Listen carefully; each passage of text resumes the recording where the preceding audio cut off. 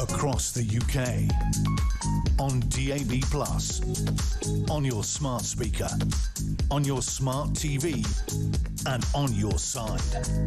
This is Talk.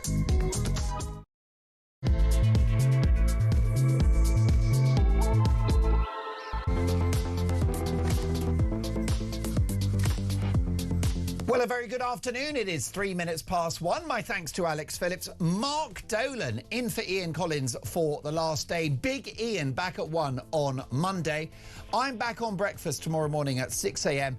And my goodness, so much to get through today. Breaking this afternoon, Nigel Farage has vowed to wage war on Britain's benefits culture.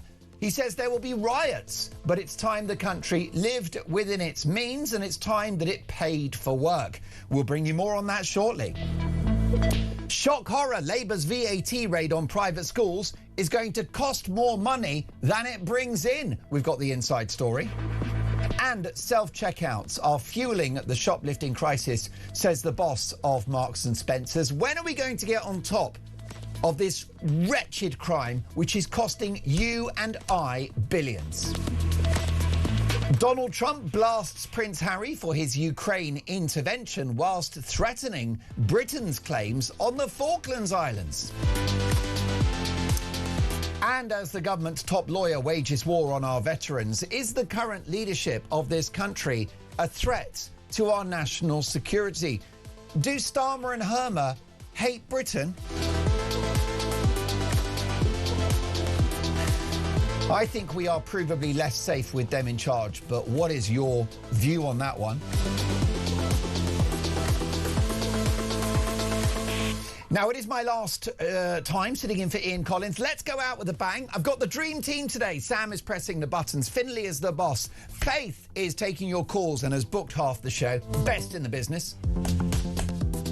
And we're on the radio. The DNA of talk is in radio. Did you know that I was a lowly junior producer at Talk Radio in 1998. Here I am now in 2026. So what I want you to do is give us a call. And our question today is a simple one. Who is the person to save Britain? Who will be the person to save Britain? Is it Andy Burnham? Is it Kemi Badenoch? Is it Sir Ed Davey? Is it Nigel Paul Farage? Who will be the person to save Britain? Now, you can hear the show on DAB Plus in-app and online, or you can watch the show. And it is a TV show now. It's an ultra-visual experience with Dolan's Dispatch and my brilliant guests. Head to YouTube, search Talk, and up we pop. And I'm delighted to say that Jana is directing our TV output. Jana, give the camera a little wobble if you can for those watching in their many thousands. There you go, look at that, live telly. You don't get that on the BBC or Woke ITV.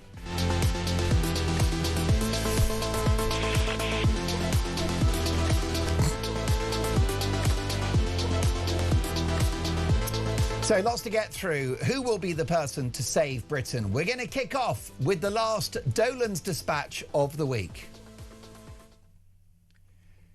Is Nigel Farage the man to save Britain? Who knows? But it's worth looking at, given that the country is heading for financial and societal collapse. It is 5 to midnight, folks. We live beyond our means. We're in the red. We have divided communities, open borders, crumbling infrastructure, an unaffordable welfare state, a culture in which it often does not pay to work, and we have a dysfunctional energy policy which has led to the highest prices in the developed world. 10 million people in this country of working age are not active in the economy and are on benefits. And the benefits bill is now larger than the entirety of government receipts from income tax. 70,000 people entered the country illegally since Labour came to power. The cost of this shocking assault on our borders runs to the tens of billions, particularly given that a good half of those folk will remain forever. And I hate to break it to you, but they're not all doctors and engineers. I know. Amazing, isn't it? Now, in an exclusive interview with the Daily Mail newspaper, Nigel Farage has said that he's ready to wage a political and cultural war on Britain's benefits system, warning that Reform UK would face down riots, strikes and protests if it wins power, and it would push through sweeping welfare cuts. He argued that Britain must become a much tougher society and said attitudes are going to have to harden. He said there's a massive change of thought needed on benefits. That's going to be the biggest war of them all. He singled out sickness and disability spending, saying, I'm so sorry, but mild anxiety is not a reason to be on disability benefit. It just isn't. We can't afford it. It can't continue. I totally agree with that, because I'm getting mild anxiety at a country that is rapidly going into the toilet, dans la toilette. So he's right about that. And you need someone in number 10 who realises the problem, who diagnoses it before they can then fix it. Farage said that Reform wants to recast itself as the party of working people, and said, I now believe that there's one big divide in British society, those that work and those that don't. He said resentment is growing among workers who feel they're no better off than people on state support. Reform has already announced policies it says would save more than £20 billion from the welfare bill. These include blocking foreign nationals from claiming benefits, a move that they think will save £9 billion, and ending personal independent payments for many people with milder mental health conditions such as anxiety, which it says could save another £9 billion. Farage also said a future Reform government would keep the pensions triple lock, funded by the biggest cuts to the benefits bill ever seen in the history of this country. Now, the bottom line is that the main theme of this interview with Farage is that Britain needs an economic, societal and cultural revolution. We don't want tweaks. We don't want minor adjustments. We don't want the rearranging of deck chairs on the Titanic. It's 5 to midnight, folks. We need radical change. Now, Reform is understood to be preparing wider plans that could cut tens of £billions more and require millions of economically inactive people to seek work. Farage also used the interview to announce support for fracking, attacking Ed Miliband's net zero targets as idiotic. He said he would scrap any Brexit reset agreed by Keir Starmer, and said that the Tories don't deserve to survive. Now, based upon this fascinating and explosive interview, it struck me that for the first time since perhaps Margaret Thatcher in the 1980s, we will have a Prime Minister in Farage, if he wins, that has only a passing interest in being popular. He won't try to be popular because he knows that to save the country is going to make you very unpopular indeed. It's worth remembering that Farage has never held particularly keen ambitions to become Prime Minister. Don't forget, it was only an 11th hour change of heart that saw him wrestle the leadership of Reform UK from the hands of Richard Tice just a few short months prior to the July 2024 general election. I know Nigel Farage really well. I've known him for years. He's an interesting guy. And I will tell you that he's never wanted to be Prime Minister. That's not been one of his ambitions. And given the fact that it was Boris Johnson and Keir Starmer who clearly were obsessed with being Prime Minister, maybe we've had enough of people that always wanted to be Prime Minister.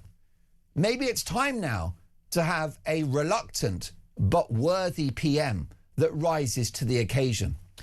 Now, as a born disruptor, it's my view that Farage seeks consequences more than power. World King is a position that he could take or leave. Nigel already enjoys the legacy of Brexit, exposing the scandal of debanking and fatally damaging the Tory party. So with the keys to power, if he gets in his mind, would simply allow him to drastically change the country for the better. He doesn't want power for the sake of it. He just wants to change the country. He doesn't seek power. He never has. He seeks consequence. But it will be brutal if he gets in. Broken eggs will not be mourned in the making of this omelette. Nigel Farage will gleefully administer 5 years of tough love. And if you don't like it, tough luck. Nigel Farage may be charming, but he has an inner steel. And getting on the wrong side of this perennial outsider is a lonely and uncomfortable place to be. He's a man of strong will and thick skin. He stood there at Dover 10 years ago talking about the boats when no one else did, and they called him a crackpot. And if he wins, Farage will take no prisoners in office. He's a countercultural figure. He pushes against the grain. Early to call out the small boats crisis, early to call out the madness of net zero, early to call out our needless membership of the sclerotic EU. Early, but ultimately right. So if he wins power, he may not win friends, and it won't bother him one bit. In fact, it may drive him forward. His appetite for unpopularity is a rare political superpower that Thatcher had in abundance. If he gets in, he will lead by conviction, and ruthlessly so. It won't be pretty. It may not even be fun. And let's be clear, this guy is not perfect. He's not the finished article by any means. But desperate measures call for desperate times. And as with Churchill in 1940 or Trump in 2024, unconventional characters who don't play by the rules come to the fore at moments of national crisis. Britain has tried every other option to date. Maybe it's time now for the nasty party after all. Is Farage the man to save Britain? You tell me. 03444991000. A man that saved Fleet Street is Neil Wallace, former executive editor of the News of the World. He joins me live in the studio. Hello, Neil. Hello. How are you, young man? I'm very well, and I've lost track of the number of exclusives that you've clocked up in your many years as a journalist. What do you make of this interview with Nigel Farage in the Daily Mail? Because it strikes me the abiding theme is he knows he won't be popular if he wins, and he couldn't care less. I think that is a valid analysis of it. He is saying, I mean, when I read this morning, I read this at 7 o'clock this morning and thought, it's not just that that is a headline that will be felt so keenly amongst millions upon millions of hard-working, ordinary working-class people. This is working-class talk. And right. Just for those listening on the radio, Sir Farage says, I now believe there's one big divide in British society, not class or money or race or religion. It's between those that work and those that don't. And that's the point of what he's saying. That's the point. That could have come straight out of Margaret Thatcher, like you very astutely just pointed out. This is the big issue. This is the issue we face, isn't it? With these, in the first 2 years of this appalling Labour government, we have seen just huge wadges of cash, our cash, taxpayers' cash, hurled at the unemployed, the welfare society, at state union employees. It took me 2 hours to get here today because the good people earning £72,000 a year on the London Underground. To press a button to make the train go. Yeah. They decided to go on strike for more Wonga. You know, I have to go to the doctors for a small issue later, right? I'm really lucky. I've got a fantastic GP practice. GP practice. But if I had to go to a hospital recently, would I have got treated with all the strikes by the pardon me, so-called junior doctors, resident doctors, who maintain this canard, this lie that they're on £15 a year? They are if they do nothing in the first 6 months or so of their time after qualification. After that, it is a rocketing pay scale. It goes off the charts. They earn hugely, and good for them. Thank goodness they do, and thank goodness they're brilliant. But there are less and less working people, the ones who work in real industry out there, not for the state, but you know, for the millions of small companies, tens of thousands of small companies, and they look at the taking the cap off the two-child benefits limit meant that some of these large unemployed welfare-funded families got a pay rise of something in the region of £10,000 to £12,000 a year. Tax-free. Many of the people that Farage is talking about in this big headline, right, will struggle to earn that. I spend a lot of time, as I've told you before, in Cornwall. £12,000 in Cornwall, that's not a bad wage. Correct. And that's the reality. And throughout this interview, this is just about the definitive working class tick list of what they want. Ordinary working class people don't want to listen to this nonsense from Ed Miliband. They're looking at the cost of boiling a kettle, of cooking sausages, of heating the porridge, cooking toast, going through the region, ordinary things. And they're scared to turn their heating on because this idiot, as again, rightly points out in here, as Farage rightly points out in here, to people like Miliband, can it possibly make sense to get gas from Montana, to turn it into liquid, to ship it right across the ocean back to Britain, where it has to be turned into gas yet again, and then piped to you, me, and the listeners and the viewers? The ships that carry that gas are, of course, powered by diesel. Well, of course they are. There aren't electric ships of that kind at all. And, yet Miliband will say from the madness of this woke establishment that that's better than simply fracking. Again, Farage. Could you please watch your language? It's a family show, Neil. Oh, I'm sorry. I know we've that. all had a drink. Please, frack off with that kind of language. We haven't quite yet. For frack's sake, seriously, folks. I mean, Neil, I know you come from the sort of darker echelons of Fleet Street, but really, well, we do have a life to live. But this will be music to the ears of many viewers and listeners to this show. Of course. That they're going to recalibrate the economy so it pays to work, Neil. So it pays to work. I know somebody who's got 3 jobs. Yeah. And they've barely got a minimum wage. They can barely get through to pay their rent. They can't begin to believe that one day they'll own a home. Yeah. Do you remember that Thatcher dream that I benefited from? I'm a working class boy from Lincolnshire. I benefited from that dream. Do the people I'm talking about here?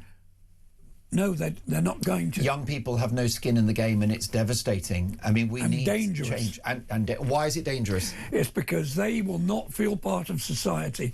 They will not think, why should they work? Why should they work? And of course, it's also dangerous because they will be attracted potentially to a radical left party who will say all property is theft, or those middle class people, they don't need a second home, we'll give it to you. They will be attracted to an offer from the Greens and their leader, Captain Cleavage, Zach Polanski. Yeah, but also what they will do is they look around, they will hear Captain, what did you call him? Captain Cleavage, Polanski. Mrs. Dolan went to see him with pathetic results. Oh dear. It was, can I just say, it was the last roll of the dice for the marriage, and what are you going to do? But the problem is, what they also believe is that any immigrant should be allowed to come here, wherever they're from. They should be entitled to houses. They should be entitled to the NHS at just the slightest demand. The NHS can't cope as it is. So if these sort of people get in, what's it going to do? For the state of something like the NHS, but for young people who sit there and think, why bother? Why bother? Why bother to work? Neil Wallace is one of the most experienced and respected journalists in the country, the former executive editor of The News of the World. You've heard what he thinks about this. I need your help today. Who is the person to save Britain? Can you help me with that? I want you to name them and tell me why.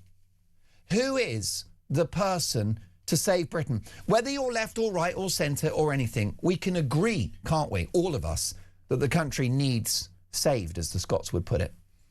The country needs saved. So who is the person to do that? Can you name them? 0344 499 1000. This is Talk.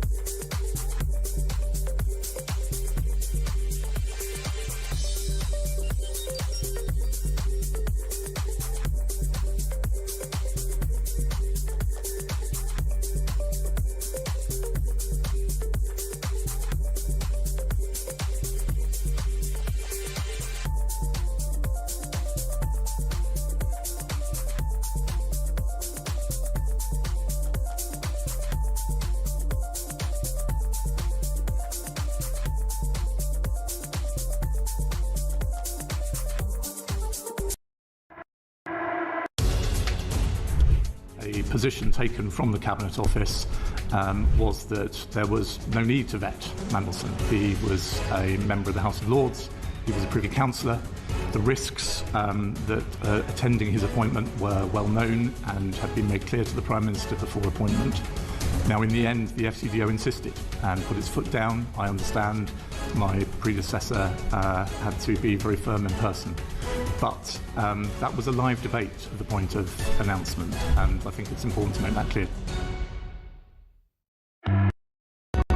Across the UK, on DAB+, on your smart speaker, on your smart TV, and on your side.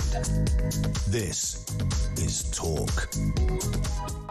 You are listening to Talk. Mark Dolan in for the brilliant Ian Collins for one more day. Back on Weekend Breakfast tomorrow at 6 a.m. Do set your alarm clock early.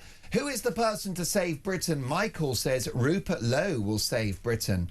Suze says, Mark, Nigel Farage is correct in what he says, but I hope he's worked the numbers on welfare. Because the issue you've got is the number of Green voters that want it. Becca says Reform still isn't a democratised party, it's a PLC. If Farage wants my vote, he needs to do what he promised many times years ago. How about this from Clive in Solihull? Great show, Mark. The stench coming from this government gets worse and worse. Starmer, Hermer and the rest of them hate this country. They're not patriotic. They care more about illegal immigrants than the taxpayers. They should be on treason charges. I hope Nigel can fix it, but I fear it's too late. How much trouble do you think we are in, Neil Wallace, former executive editor of the News of the World? I've framed it in Dolan's dispatch as 5 to midnight, metaphorically. Is that an exaggeration? Do I think that's an exaggeration? I think we are in a dire downward plunge. I hope that there is time to turn it back up. I'm hoping at least it can be bottomed out. But I'm afraid, going back to something we have talked about before, do I believe, despite everything that's happened this week, the appalling nonsense over Mandelson, the scandal of Mandelson, where he just gambled with the defence and security of this country, and in my view has misled at best. Some would accuse him of lying to get through it. But even so, it comes back to that old thing about after me, who? And there's your big problem, because I don't believe that in the Labour Party, and what you have to remember, they appear to be a shambles, they appear to be on the rocks, they appear to be broken. The problem is they've got 400 MPs. So getting past that to try to find something else, something new, there will not be an election in the short term. There will not, and I tend to agree with you, because turkeys don't vote for Christmas. When there is an election, the result could be a fascinating one. I've just been handed this piece of information from our executive producer, Finlay. Reform could need an alliance, Neil, with the Tories to govern as British politics fragments, according to a major new poll researched by Electoral Calculus. Underlines the potential for turmoil, with no single party close to getting majority if an election was held now.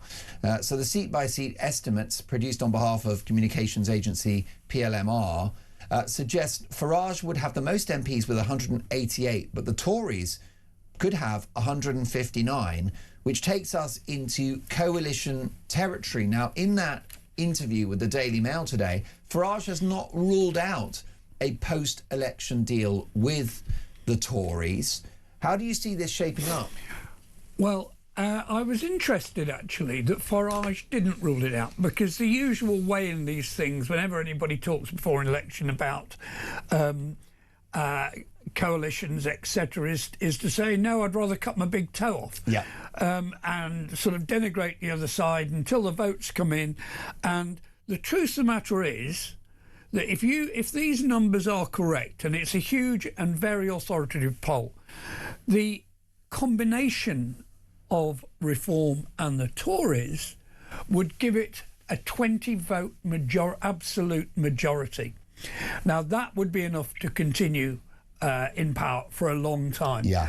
Come the moment when the alternative is not just this appalling shambles of a Labour government, of a Labour Party, who incidentally, one of the figures that is fascinating in this, bearing in mind that Labour's currently got 400 MPs, would be down to 86.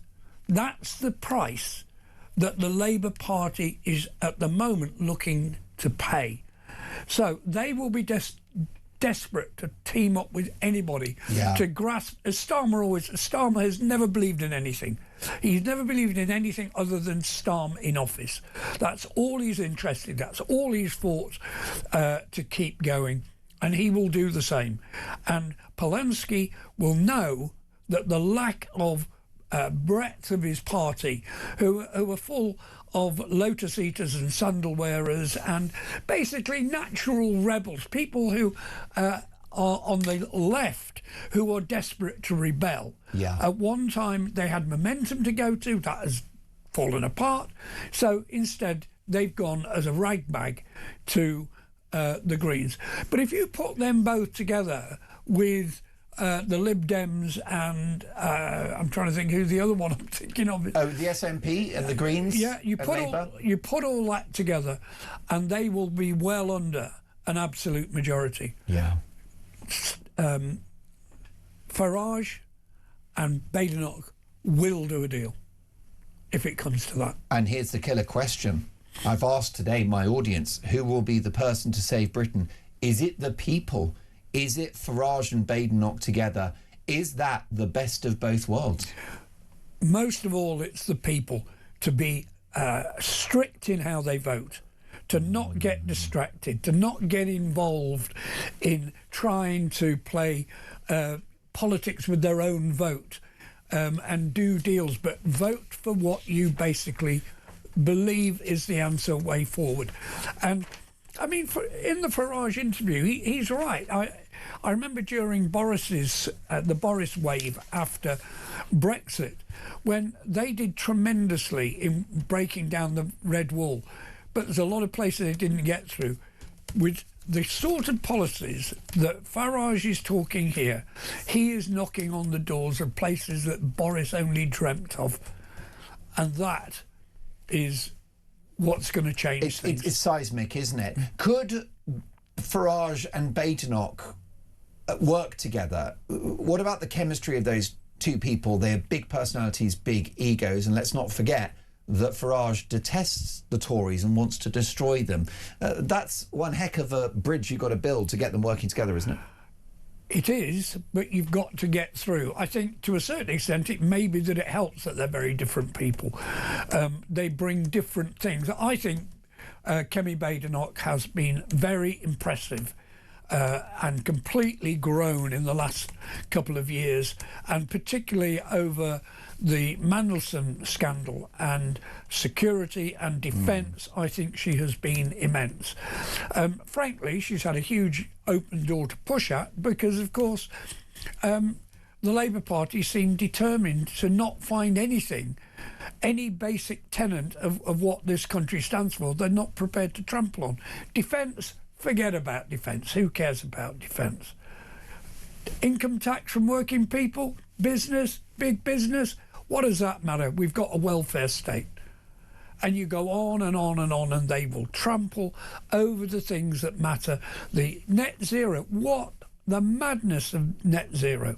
To normal people, they do not understand it, and it's the last thing they expected from this Labour government when they were promised change. They did get change, indeed. It went all in the wrong direction. All has gone down the toilet, hasn't it? Would a coalition between the Tories and Reform be a betrayal? Would it be the best or worst of both worlds? Let me know your thoughts on that, because we're asking today, who's the person to save Britain? Is it Farage? Is it Starmer? Good luck. Is it Badenoch? Is it Farage and Badenoch together? I want your views on this. I want you to be super honest with me about that. Is that a step too far? 03444991000. Neil, you won't believe this. Are you ready for a shocking piece of information, which is up there with the Catholicism of the Pope and the fact that bears enjoy toilet in the woods? Are you ready? Are you ready for this latest bombshell? Yes, I am. The government's egregious VAT tax rate on private schools is going to lose more money than it brings in. Can you believe it? Yes, absolutely. I absolutely can believe it, because they're utterly ideologically driven. They don't care about the impact of. They don't think through the impact of their policies. No. If you take the Mandelson example of getting an idea fixed in the head, damn the consequences, let's go through with it.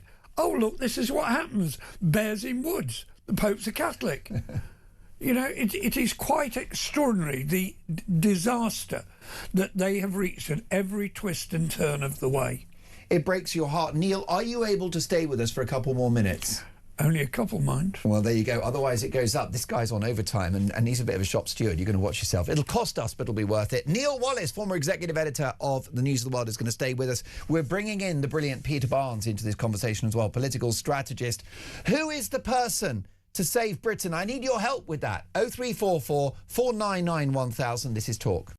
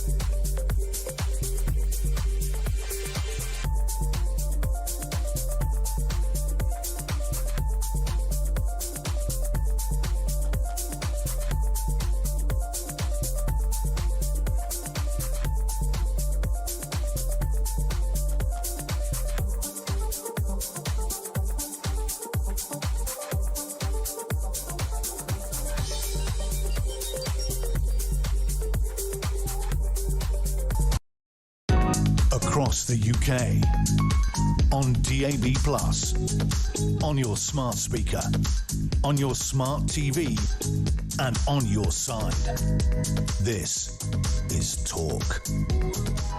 You are listening to Talk. It is 1:36. With me live in the studio, the executive editor formerly of the News of the World, the one and only Neil Wallace, and down the line, political strategist Peter Barnes. Peter, welcome to the show.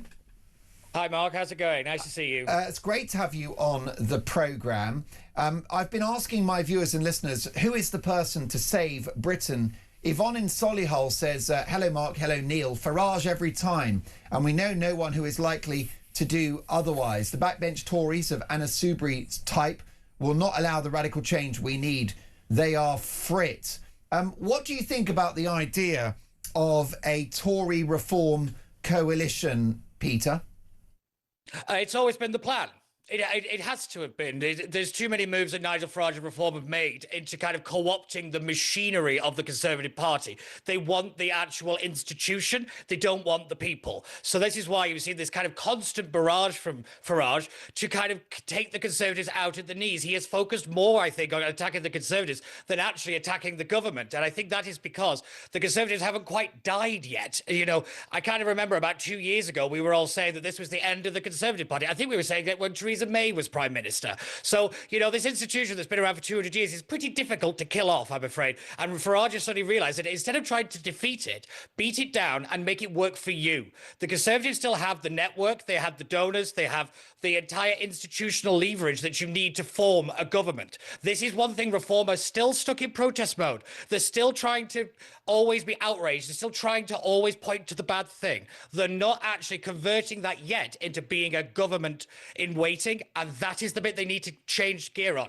And until they do that, unfortunately, they've got the kind of the noise, and they've got the potential of a vote. They don't have the seats, and that's what really matters at the end of the day. Peter Barnes, you are no latte lefty, but you do have reservations about the Reform project. You want them to succeed, but you don't feel that they are prepared for power.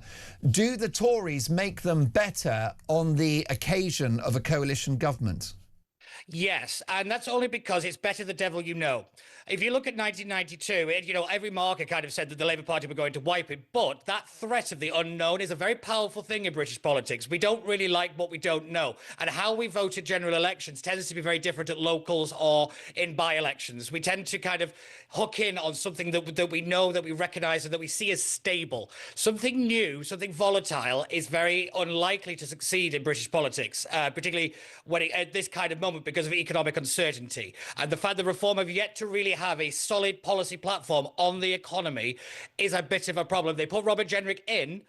I've not really seen anything else other realistically than a couple of press announcements and keeping the triple lock, which was to keep the pensioner vote. I mean, apart from that, what else have we really seen? We're going into the local elections talking about migration.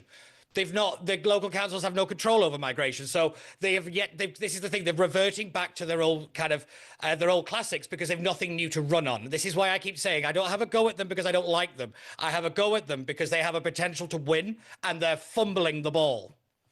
Neil Wallace, I've got many viewers and listeners that will not be happy at the idea of a Tory Reform coalition because they feel the country needs radical change. That's what Nigel Farage is talking about. If he has to share power with the Tories, he will be thwarted. It will not be the full-fat conservatism that many want. Well, I thought that Peter's, remark there about the British don't like unexpected major change was very wise. We've never had a revolution, have we? No, and there's a reason for that. And it was interesting, we were offered a mini revolution, weren't we, when Jeremy Corbyn was standing, right? We know that would have gone. But what happened, the voters voted with their feet before they voted at the ballot box. And so it just absolutely fell apart. What I do find interesting, and again, I think that Peter touches on something very important here, and that is Reform have to go from being a protest party to being a proper party. Now, one of the things I think is important to acknowledge, you pointed it out before, Farage was standing there shouting at the boats 10 years ago, warning about migration. It's taken him all that time and longer to become accepted, but he is now a major political figure. Yes, they hate him, and yes, they want to stop him, but he is still an established political figure. So again, Peter's right, they need to put meat on bone. What they need particularly is that it would make sense if they could move in on the Tory machine at the local level because it is very good. And if they can't take it over, they need to replicate the quality, the discipline of the Tory local machine, because that machine churns out votes, it churns out publicity, it churns out money, and is the bedrock on which that party has continued to run. And Peter, I am worried about those left-wing Tory MPs on the Green benches who don't want to leave the ECHR, who don't want to shrink the welfare state, and who privately quite like net zero. But Kemi Badenoch and Nigel Farage think a lot of the same things. Yeah, of course they do. I mean, I always consider Nigel Farage to be somewhat of a reheated Thatcherite, for much of a better phrase, and I think Kemi is as well. I think they touch on certain aspects, of course they do, because they are part of the same political wing. When it comes to the kind of established figures within the Tory party, their power has waned quite a lot, actually. You know, Kemi's been able to box them off pretty... The arguments, and they've lost the arguments. Yes, exactly. And I think that's the point, because what Kemi's been able to do is convince them, not with ideology, but with policy. So it took her a long time compared to a lot of other parties to come out against the ECHR. That's because she couldn't just say it's a terrible idea. She had to show that it was. And I think that's a really important thing we have to bring back into our politics, is educating and convincing at the same time. And I have to admit, I think this is one thing that the Reform Party could do a lot of work on here. You could educate the public on a lot of issues and actually convince them why the alternative is wrong, rather than doing the silly kind of infantilizing 9-word phrases or whatever. You know, you can actually treat the general public like grown-ups, and they could actually learn something, and we can move forward as a country and not have the same arguments we were having when I was still at sixth form, because that's what we're doing. And unfortunately, until we actually get over that bit, a lot of this is rather moot.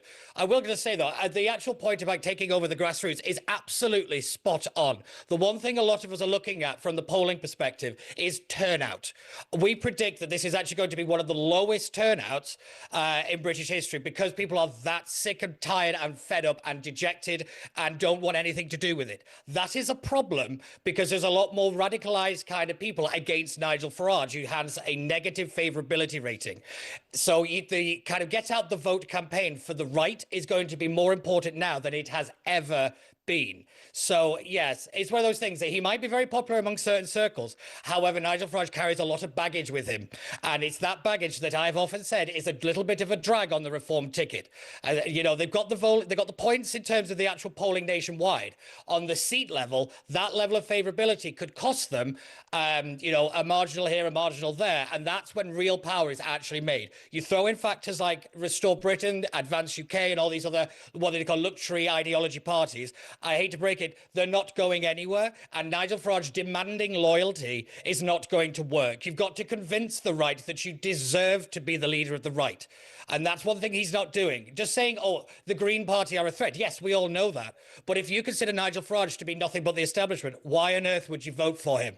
That is the point. You've got to convince the right, and then also convince the general public. He's got two major battles here, and I don't think he quite realises, or a lot of the Reform base don't realise, the mountains he's got to cross here. And I wish he would. I do. I genuinely wish him well.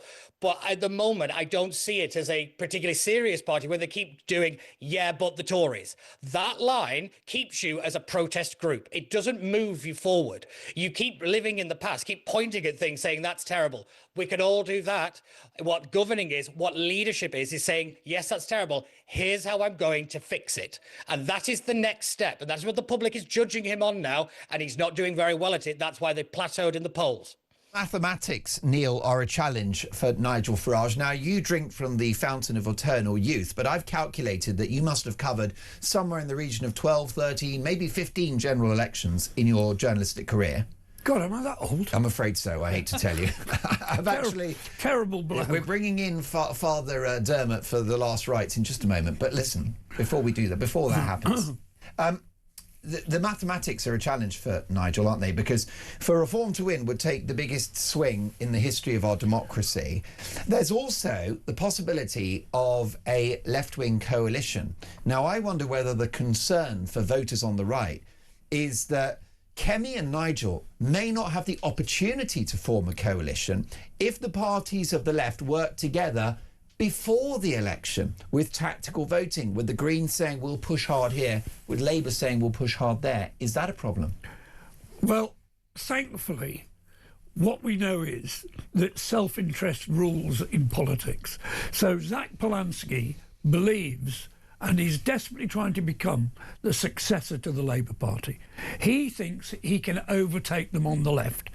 The Lib Dems believe that they can sneak up and attack both the Labour on the right and the sort of left wing of the Tories. They are hungry.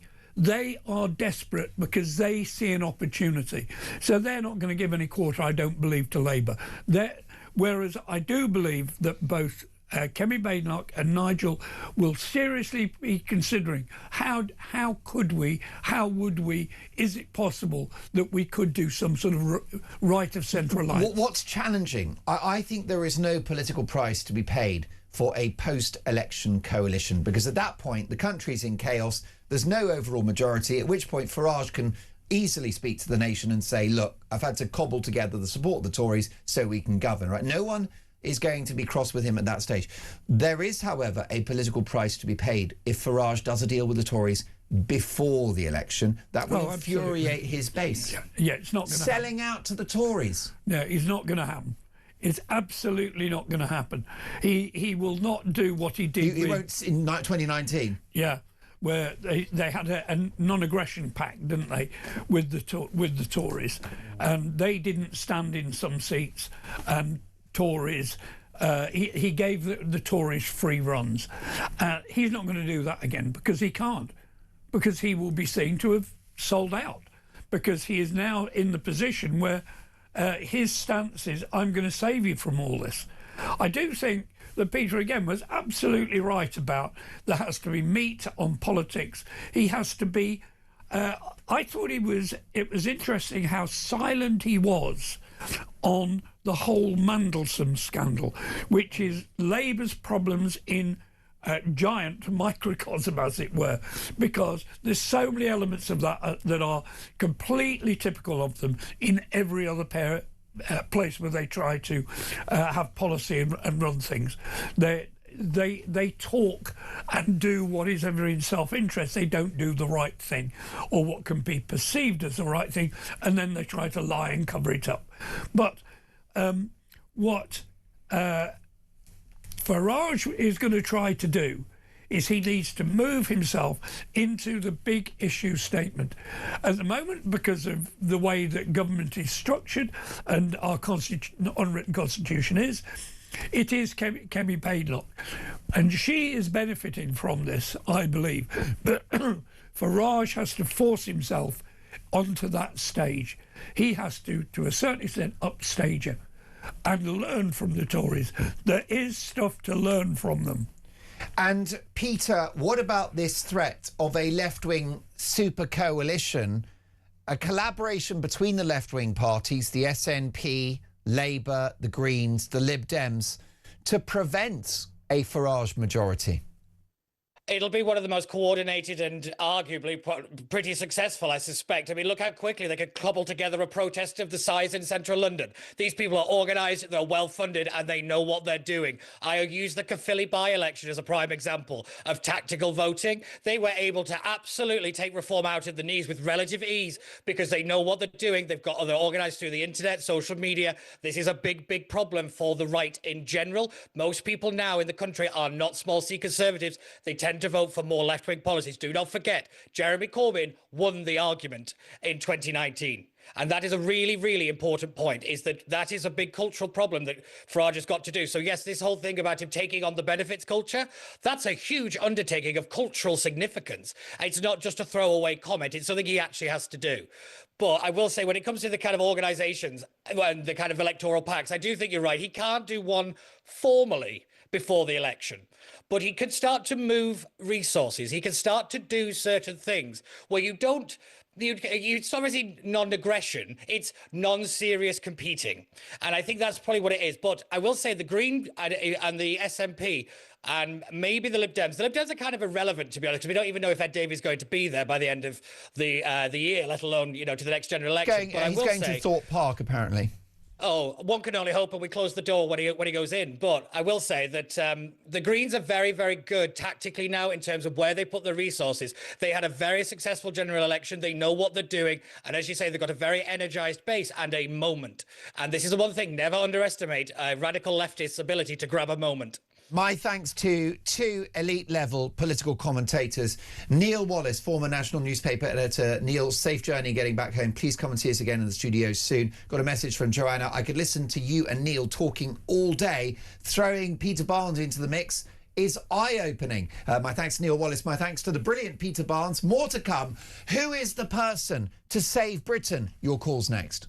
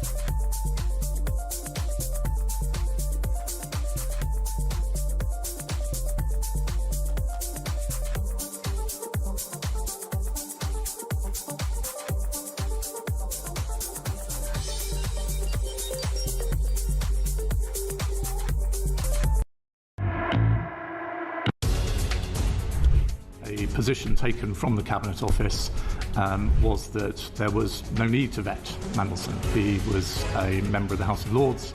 He was a Privy Councillor.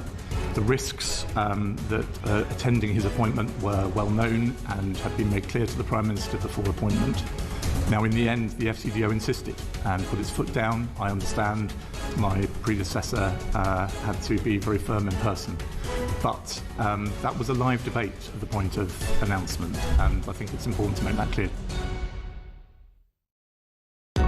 Across the UK, on DAB+, on your smart speaker, on your smart TV, and on your side. This is Talk. Who will be the person to save Britain? Here's a voice note from Laura. Who's going to save Britain? It can't be about can Nigel Farage work with Kemi Badenoch, because it can't be about personalities, it can't be about individuals. It has to be about what's best for the country. And what's best for the country, if it comes to be at the time that there needs to be coalition, that is what has to happen. And egos need to be out of the door. There can't be anything about one ruling and the other and one making the decision. It's something that they have to decide is best for the country. Laura, I agree. I think after the election, if we've got a hung parliament, Farage can easily speak to the nation and say, I'm working with the Conservatives to govern in the national interest. What you don't want is 2 elections in a year or any such disaster. But how politically unpalatable would it be for Reform to help the Tories in certain seats that they can't win before the election? Would that work? Nick is in Chelmsford. Hello, Nick. Oh, hi. Yeah, I was just saying that I think the Reform Party have got much tighter beliefs, whereas I think the Conservatives are a much broader party. And I think Badenoch's if she's going to succeed, she's going to have to try and get rid of all those left-wing people in her party. Well, I know. I mean, Nick, we can agree the country needs radical change, and so we're not going to get that from the Tories, are we? No, if Badenoch can get rid of her Lib Dems in her party, I think that might work. But you know, it could stop it working if they're still there. It could stop the reforms that are needed. Unfortunately, I mean, some people think that maybe it's the best of both worlds. That the Tories have experience that they could balance out reform. What do you make of that? I don't know. I think Nigel's getting quite a strong, quite a big network of people around the country now. So I don't know if that's necessarily true. And I think a lot of people have lost belief in the Conservatives. So they're probably, in terms of funding, they're probably not doing as well at the moment. No, most definitely. Do you think the numbers add up for Reform to form a majority at the next election, Nick? Is there such a thing as a shy? I think it's still a long way to go. And I think if Reform can start talking more seriously about their policies and things, I think they should be able to get through. But thank you, Nick. Very interesting call. Jane is in Cheshire. Hello, Jane. Hi, Mark. How listen, are you? I'm really well, Jane, but the country needs to be saved. Who's going to do it? Nigel. And why do you say that? Because he's the only one that hasn't been. He hasn't had the opportunity to lie to the country. His policies make sense, and I think we should give him a chance. He's not tainted, is he? No, he isn't. No.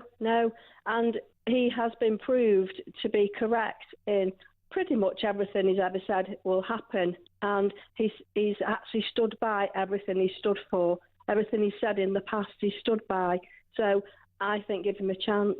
I mean, the genius of his policies, I'll give you an example. Stopping the benefits for immigrants. Yeah. If they can't afford to live here, then they will have to move voluntarily back to where they came from. So that will save us a fortune in benefits, and it will also free up some houses. Yeah, you won't need deportation if the welfare state is less generous to those who have not paid into the system. Yeah. So you pull one lever and you've solved another couple of other problems. What about his personality? Do you worry he's a diva, that he's a little bit too much, focused on himself, his ego? I'm looking beyond the man. I'm looking at the policies. Yeah, you have to do that. It's the same with Trump, isn't it? And in some ways, ignore what they say, watch what they do. Watch what they do. Yeah. You just have to look at the policies. That's what I'm looking at. And Kemi Badenoch, yes, I know she's saying all these things, but still behind her are the very people who ran the country into the ground. So she can say what she wants is going to happen, but her cabinet have got to back it, and I don't think they will. There's one, James Cleverly, who's been extremely silent on all of the policies that are popular with the Reform voters. So I don't think it's the trust element, Mark. It's gone. The trust element has gone. Jane, thank you very much for your call. Have an excellent Friday. We'll speak soon. Who is the person to save Britain? Georgina in Cambridge, good afternoon, Mark. I feel Nigel Farage is not the best person to lead Reform into the election. I personally don't trust Farage. Many people I know feel the same. Kemi's doing a much better job with the Conservatives. I'm leaning back to them if Nigel is still leader of Reform. More to come. Who saves Britain?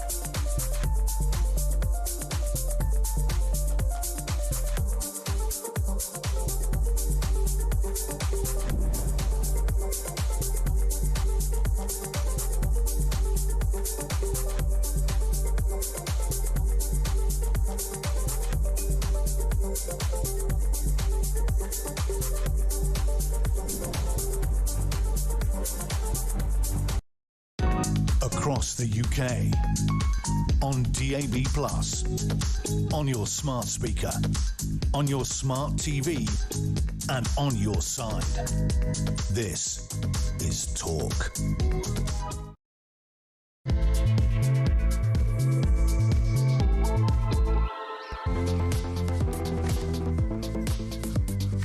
Past 2, Mark Dolan in for Ian Collins. I'm back on breakfast tomorrow morning, 6 a.m. Do join me then. Breaking this afternoon, Nigel Farage has vowed to wage war on Britain's benefits culture. There will be riots, he says, but it's time the country lived within its means and it's time it paid to work. Do you agree? Shock horror, Labour's VAT raid on private schools is going to cost more money than it brings in. We've got the inside story. And self-checkouts are fueling the shoplifting crisis, says the boss of M&S. When are we going to tackle this wicked crime? Meanwhile, Donald Trump blasts Prince Harry for his Ukraine intervention, whilst at the same time threatening Britain's claim on the Falkland Islands. And as the government's top lawyer wages war on our veterans, is the current leadership of this country a threat to our national security? Do Starmer and Hermer hate Britain? Do you feel less safe with them in charge? Let me know your thoughts. And as outlined in today's Dolan's dispatch, it's quite clear the country is going in a very bad direction. We need radical change, but who's going to do it? Who will be the person to save Britain? Is it Badenoch? Is it Starmer? Good luck with that. Is it Angela Rayner, the Ginger Growler, Miliband? That guy in Manchester if he gets a seat. Who's going to save Britain? Farage, what do you think? Let me know. 0344 499 1000. The country needs saved. Who's going to do it? Now, you can hear us on the radio, DAB+, in app and online. You can also watch the show. Just head to YouTube, search Talking Up, We Pop. And I believe that's Luke, who's probably had a haircut, who is directing our TV output. You never see, he's got his back to me, just stroking a pussy, let me tell you. I kid you not, breaking news. He's like Blofeld from the Bond movies. Could you all please behave yourselves? I sometimes find all of you very immature.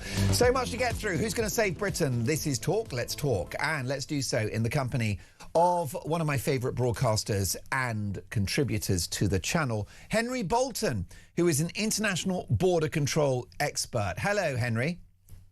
Good afternoon, Mark. Really good to see you again. Henry, so many stories to get through. I want to get to Trump on the Falkland Islands and much besides. But can I draw your attention to the front page of the Sun newspaper? Beach sex attackers guilty. Migrant rapist was on the run for murder. This is a grinning fiend going into court to receive his sentence. And I just wonder, an innocent woman raped in Brighton by 3 men. I thought maybe that would be a story that would wake people up to the horror of illegal immigration. I thought that might be a tipping point. But unfortunately, I don't think that's going to happen. Henry, when are people going to wake up to this? I don't know, Mark. I think some people are. It's just that the people who the nation expects to respond to it, to stop it, have not. And I don't think they will, because they're politicians, the two groups really, politicians who are in hock to the immigrant vote largely, and to those who are supporting them, supporting the immigrant community. And also there's another group that I think just simply are so naive that they don't get it, and they probably never will. They live in an isolated sort of urban elite, rather privileged and safe bubble, unlike many others, including the poor lady in Brighton. Look, what I've long said that when we have people arriving on our shores illegally, who we can't determine exactly where they've come from or their backgrounds, they need to be securely detained until such time as they can be removed, or we can determine who they are or whatever. But these people should not be allowed to roam free on the presumption of their innocence. One of the offenders in this case was came to the United Kingdom illegally to evade justice in Egypt, where he was wanted for murder. And we let this man in. He's committed rape. Now, the Office for National Statistics and the Home Office do not publish figures for offences by sort of immigration status, so they don't, we don't know how many people who are asylum seekers in the United Kingdom or who arrived illegally have committed crimes of various sorts. So we just don't know. But at least 6 rapes have been committed by people who came in on boats. At least 3 murders. That's a very, very minimum. And it really is a minimum. It's probably 2-3 times that number. Those are victims, British people, who have been going about their business, who have been victims of the most serious crimes imaginable, because this government and successive governments before them have failed to secure our borders. And they have failed not because it's not possible, but because they're not prepared to take the decisive action to do it. So you asked in your lead up whether or not people like Starmer and Hermer are a threat to national security. I would say they are, but they are also a threat to public safety because they are failing to act decisively on this. Well, absolutely. The illegal immigration is an economic crisis because it's costing us billions. It's a societal crisis. It's impacting communities. And it's a national security crisis and, of course, the safety of our citizens as well. So let me give you a bit more of the detail on this. A small boat migrant involved in the gang rape of a woman on Brighton Beach came to the UK to escape a murder conviction in Egypt, as you've just said. Karine Al-Danasert arrived here illegally in June of last year, 4 months before the cynical, predatory and callous assault.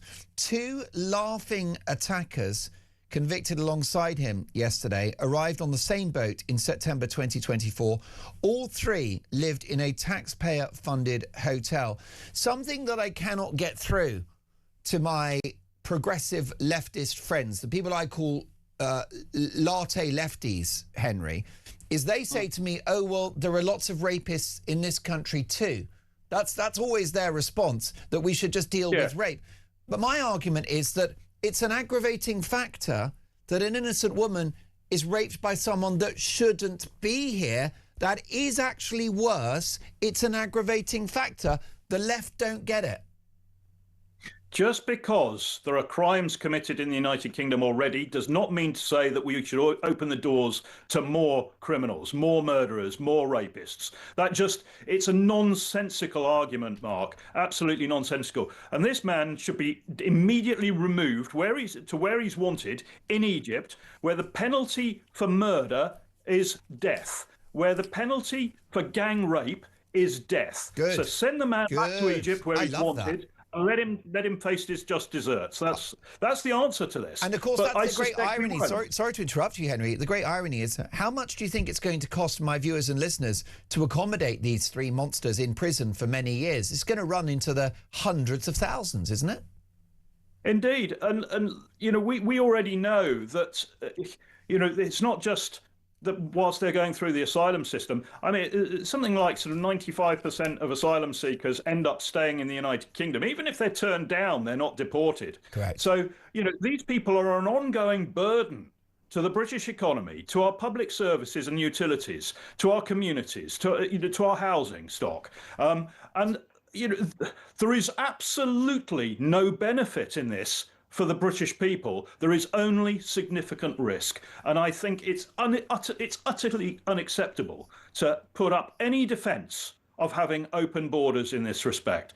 Utterly unacceptable. The people who are doing that are themselves part of the risk problem.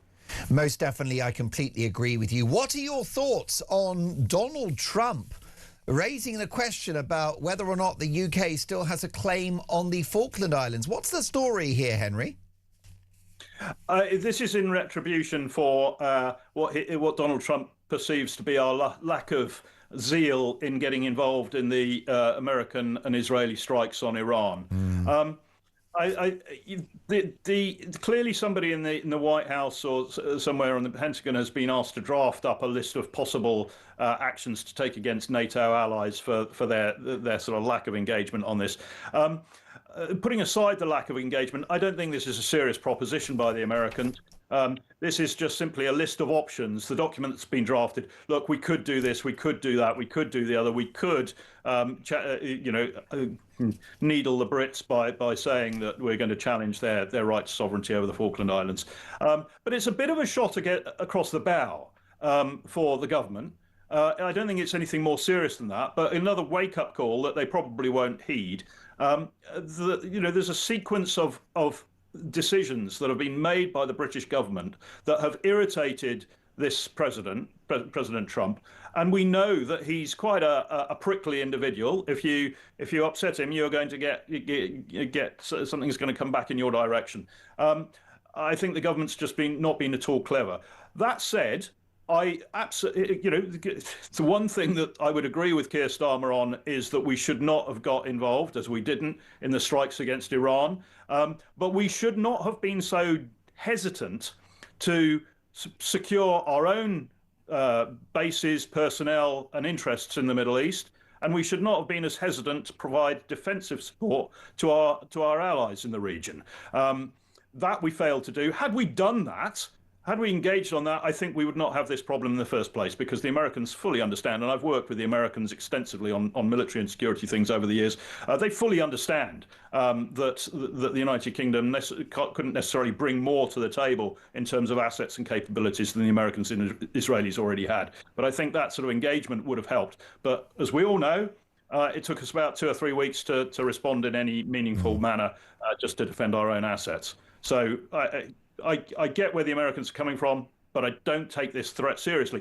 All I would say, Mark, on that, just to close that one off, is that the United Kingdom relies on soft power, has done for the last 25, 30 years, but soft power does not carry any weight if you don't possess the capability to deliver hard power and the will, if necessary, to use it. Now, I'm not saying we should have used it against Iran, but we have neglected our hard power, our armed forces, our defensive and military capabilities for so long now. We've got a bare cupboard. So nobody takes seriously anything that we say at the table. We might be at the table, but our voice doesn't carry the weight that it did 25, 30 years ago in soft power terms because we don't have the hard power. Briefly, if you can, Henry, it's been my view that the war in Iran has been a noble war because the objective was to disarm arguably the most wicked regime since the Third Reich. However, Nigel Farage, in an interview with the Daily Mail today, has distanced himself from that decision to join forces with Israel, and he's expressed some concern about Donald Trump's judgment. Where are you at on Trump at the moment? Where are you at on Iran? Was it a mistake? I think I totally agree with you. Look at it from the Israeli point of view. This is Iran is the Iranian regime is one that for 4 decades has pledged to wipe Israel from the face of the earth, and it was on the cusp of developing the means to do precisely that. 2 of the nuclear weapons of the sort that Iran is supposedly close to actually, being able to produce and deliver, would have wiped Israel from the face of the earth to all intents and purposes, and it would have caused massive, significant disruption to the oil supplies. Sorry, have I lost you? No, I'm still there. Okay. Would have caused massive disruption to the supply of oil and gas from the Middle East. So we would have been in a very bad place. So I agree with you that it was necessary, absolutely justifiable for Israel and the United States to strike Iran. However, it's worth saying that, repeating what I said earlier, the United Kingdom is not in a position to bring in any additional capability to that fight. So they've got all the pieces that they need to do that.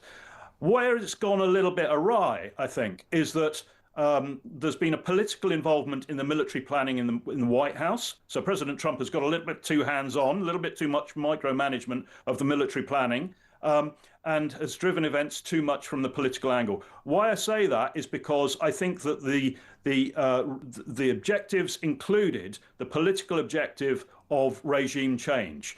And as I understand it from contacts I have, the Pentagon was very reluctant to go down that route because they knew that would it was predicated on the assumption, a flawed assumption, that the Iranian people would be able to rise up and replace the regime in the sort of context of a bombing campaign. That's been proven to be not the case, certainly so far. And now we've got the repercussions of the Straits of Hormuz. So the consequences, the cause and effect of that political objective, which I understand were not fully thought through or addressed in the military planning. So it's become a mess. And I think it's a mess that's going to take a very long time, many years, to unravel. My goodness, damning words. Henry, fantastic to see you again. Look forward to catching up soon. Henry Bolton, international border control expert. Who is going to save Britain? Who is the person to rescue this country from its demise, from its rather doom-laden fate? Here's a voice note from Jay. Hi, Mark. Just wanted to say that I've just finished a 52-hour week and I'm knackered. And to think that a large percentage of the tax that's taken from me is going to go to someone sitting on their backside. And I tell you who I think is the one and only person who can save this country, and that's Rupert Lowe. Clear out the establishment and make Britain great again. Jay, thank you for that. Jay, at the end of a 52-hour working week, and the tax that Jay will be paying to the Treasury won't even touch the sides in relation to the cost of net zero and illegal immigration and a bloated welfare state. Jay, you're a hero for your hard work. Go and have a pint. You've earned it. Who is going to save Britain? Your call's next.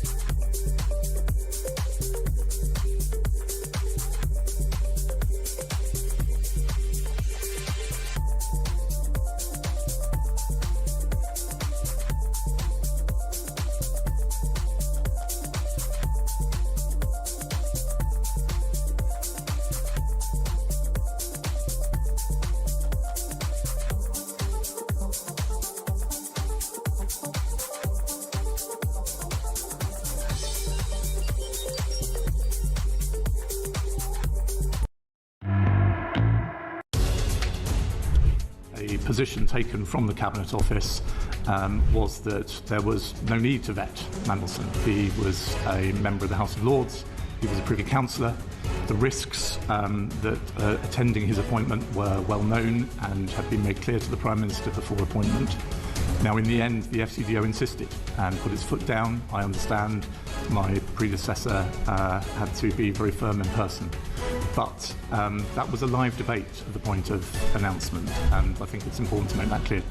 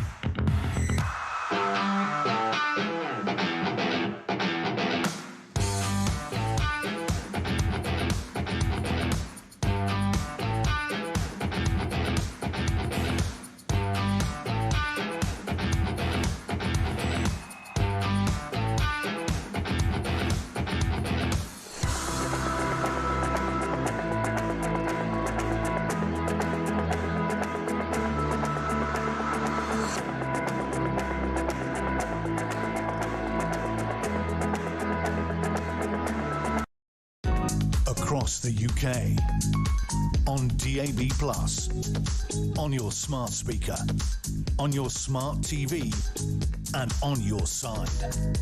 This is Talk. Was the war in Iran a mistake? Interesting message from Becca. USA and Israel can't secretly plan and start a war in the Middle East and not tell any allies what was happening, then get upset when countries refuse to help. Who's going to save Britain? David says nobody can save Britain. I'm of the view there will be a Labour-Green coalition in Parliament. The radical left-wing Greens are highly organised by their far-left union backers. Labour will share the bloc sectarian vote and the benefit scroungers.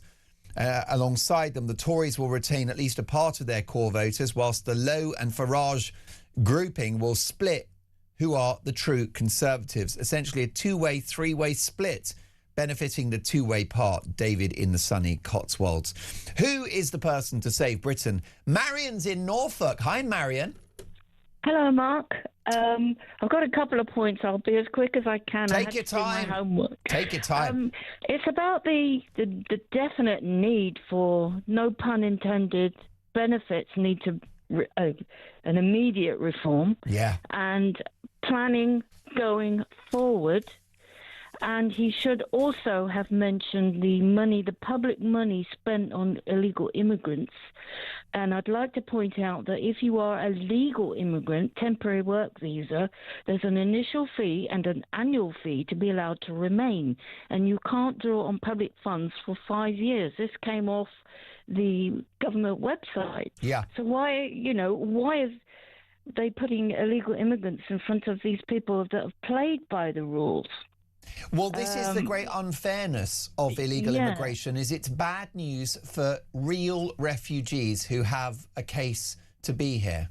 Yes, and further, Neil Wallace said it, people are saying, what's the point? I can't be asked to get out of bed. Yeah. And Peter Barnes said it. There's no point in saying what you're going to do. Everyone says what they're going to do, and they never follow through. You've got to be able to say how you are going to achieve it. Well, I know. Do you think that Farage has a plan for government? Gosh, I must admit I've not been following Nigel Farage at all, but I have no idea. I don't think he's got any more of a plan than anyone else. I don't think they sit down around the table and say, OK, we're going to do X, Y, Z.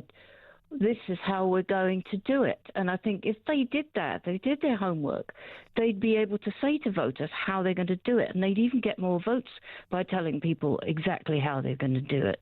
Is there any one politician, Marion, that has caught your eye that you think could save the country? To be perfectly honest, not really. It's a rock and a hard spot. There's parts of each one of them that I think would, but other parts that wouldn't. And Marion, what do you think does need to happen in the country? If you were in charge, what would you be doing? It's funny you said that, and I'll tell you why. I'm 80 years old. I am Marion, a mother. you don't sound 80. You sound like a young woman. No, I'm a veteran. I was in the Wrens. I was also in the US Navy. I've also been homeless. I've also been sacked. I've been laid off. I've worked in many different retail outlets. I've worked in aircraft factories, chocolate factories, accounts, payroll, you name it, I have done it. So I've got 80 years worth of life experience behind me. And I think that some of the younger people in politics need to listen to the older people who have already seen the mistakes that have been made in the past. Yes. And do their own homework. And let's not keep doing this decade after decade. Same old thing. I know a good example, Marion, would be that socialism doesn't work. Have you seen that story that the VAT raid on private schools has led to 100 schools closing down? Those kids now have to go into a state school, and it's going to cost the country money, not bring any in. Yeah, well, since you brought up VAT, I was wanting to get my old car repainted because it's still a good car. If the bill was £5,000 and the VAT would be £1,000. Ridiculous, isn't it? Isn't it? What are you driving? What's your machine, Marion? Am I allowed to say? Oh, I'd love you to. A Vauxhall Corsa. Do you know what? The Corsa's a great car. I think at one point it was the best-selling car in the country. Well, my little Corsa's 19 years old. And it runs like a dream. Perfect. So what do you think when the government says you need to get rid of it and buy a new electric car? I'm sorry, electric cars are not green. They have lithium batteries. Lithium batteries are not green.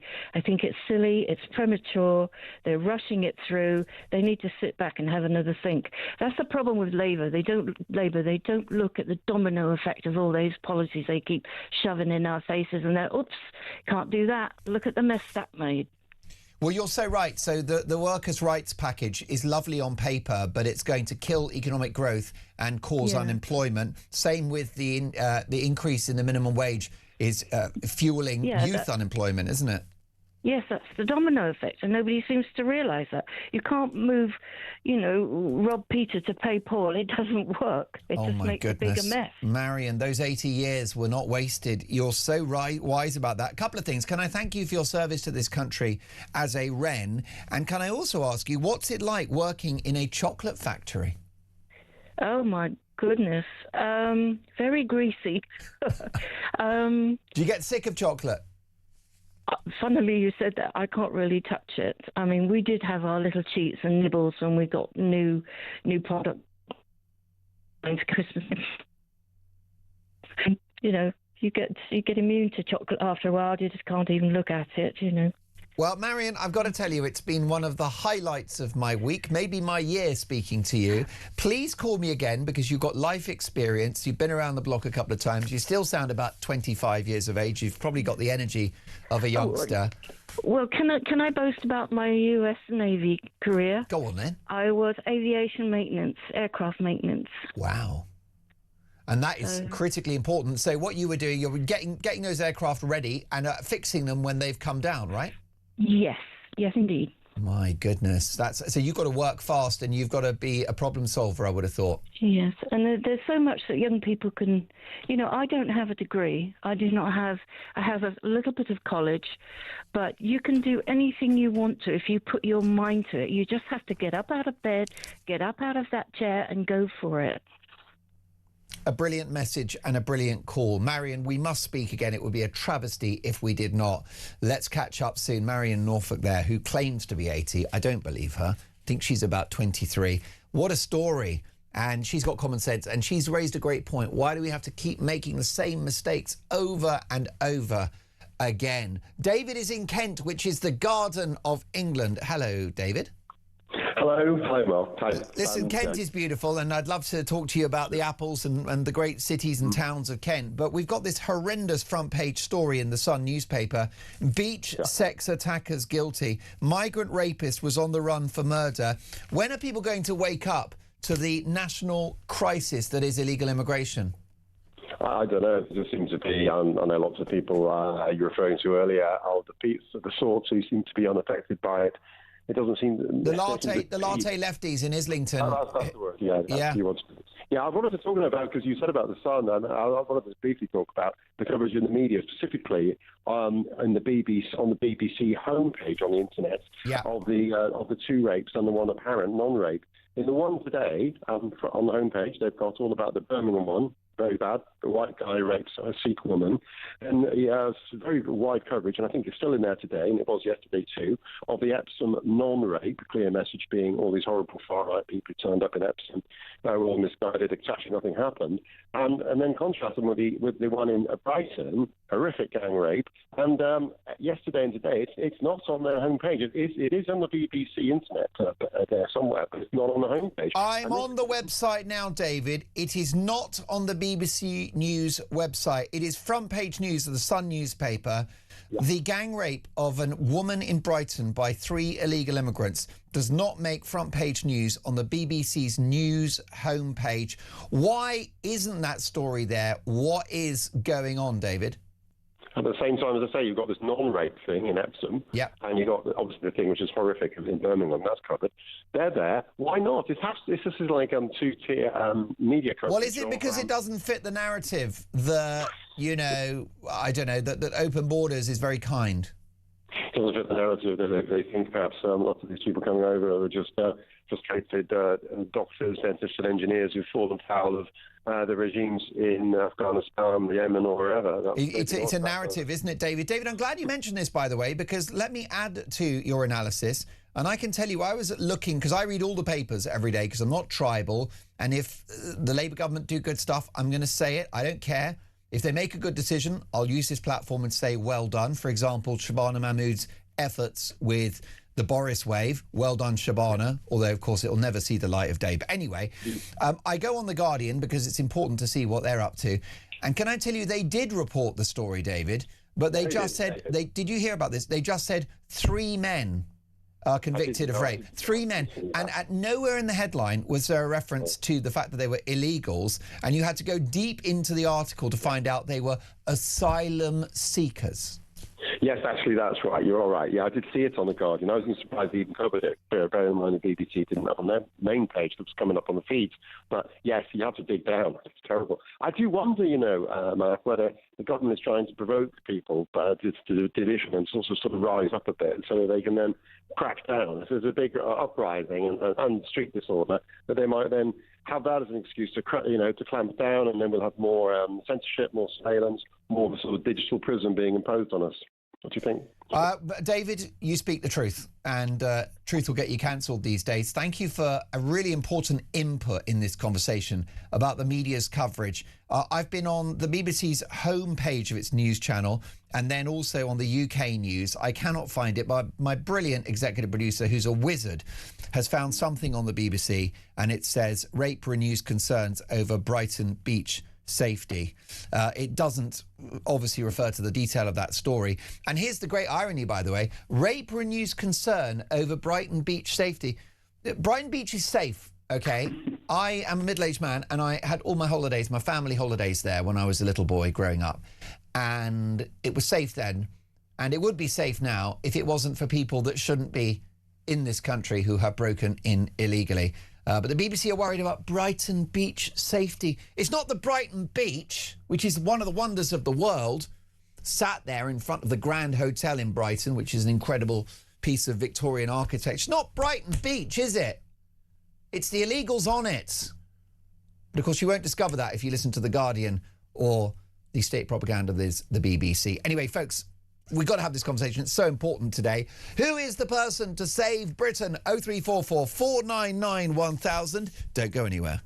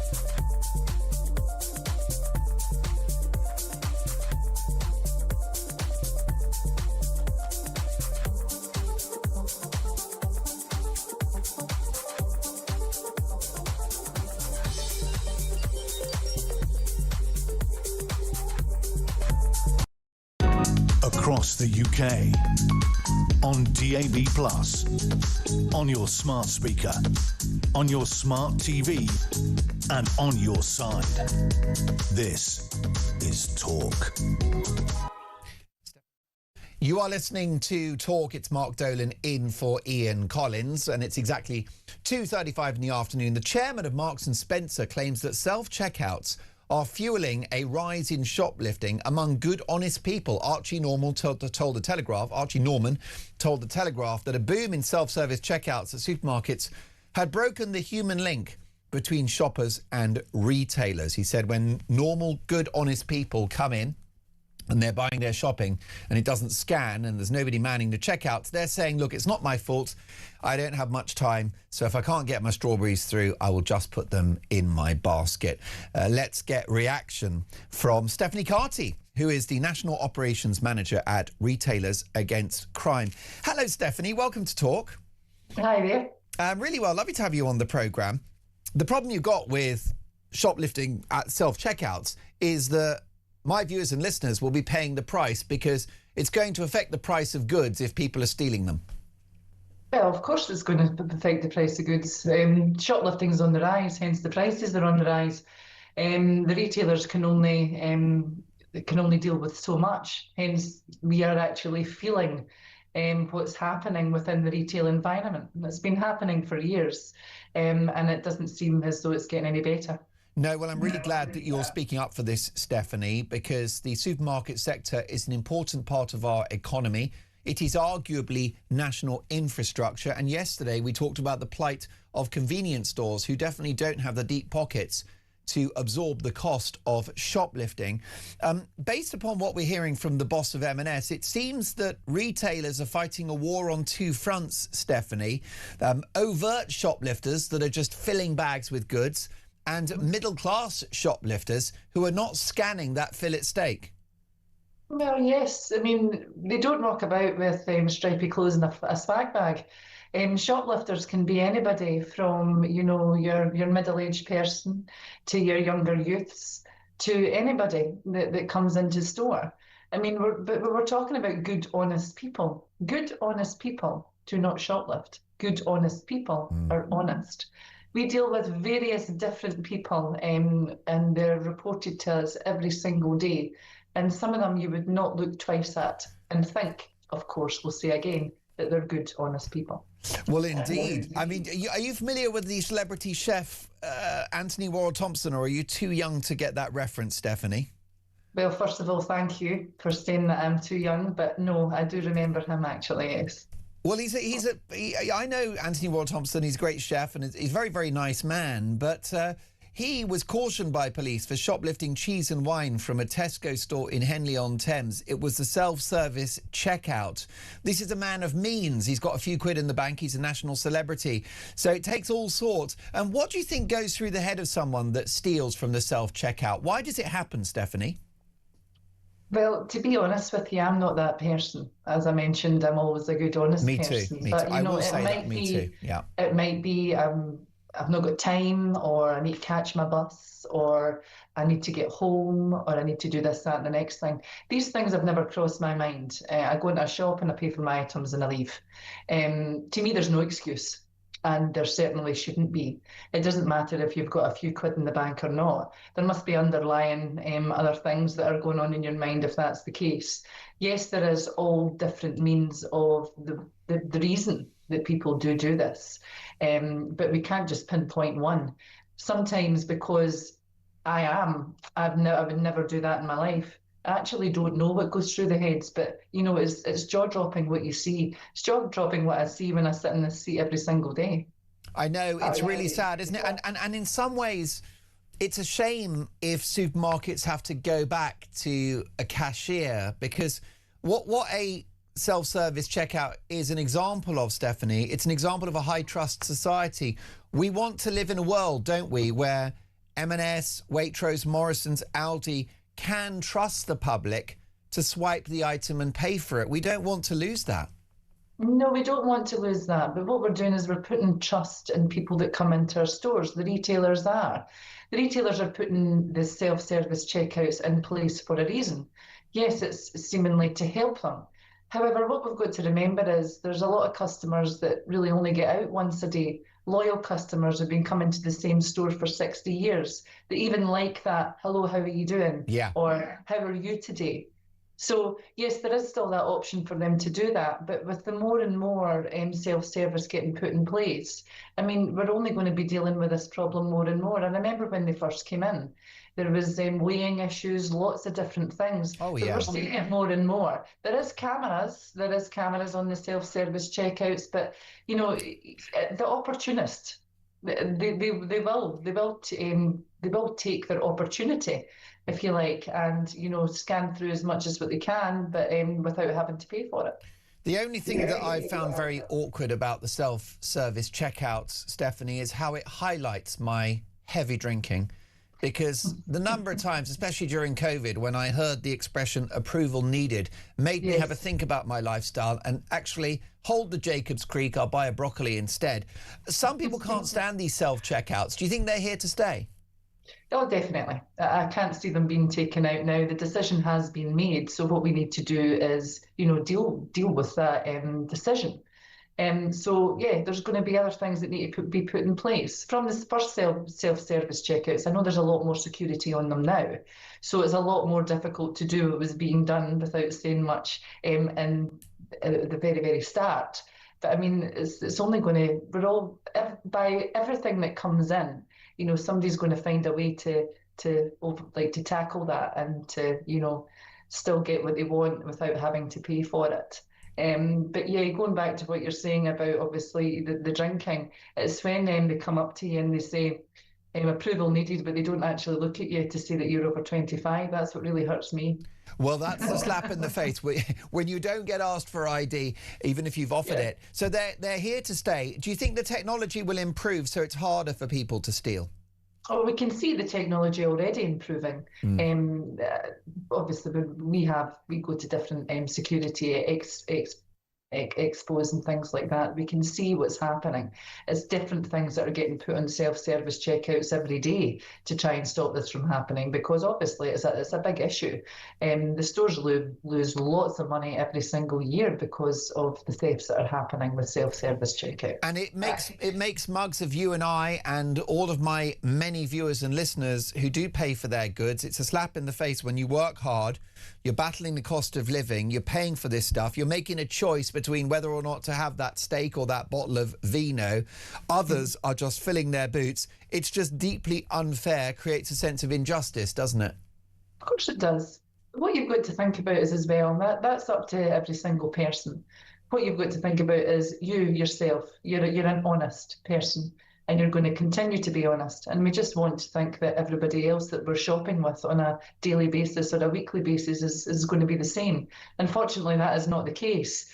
Hence, this is why we've still got to work together. We're working together with lots of different individuals. We're sharing our expertise, and hopefully we'll be able to train the staff to look out for these individuals and see exactly the MOs that they are using. Now, you're working on behalf of retailers to tackle this awful crime and shoplifting and other wider criminality in a retail setting. More power to you for that, because retail is such a big part of our economy. Our economy is based on consumption, isn't it? It's based on people going shopping and buying things. So we have to protect retailers because it's part of our economy, big employer as well.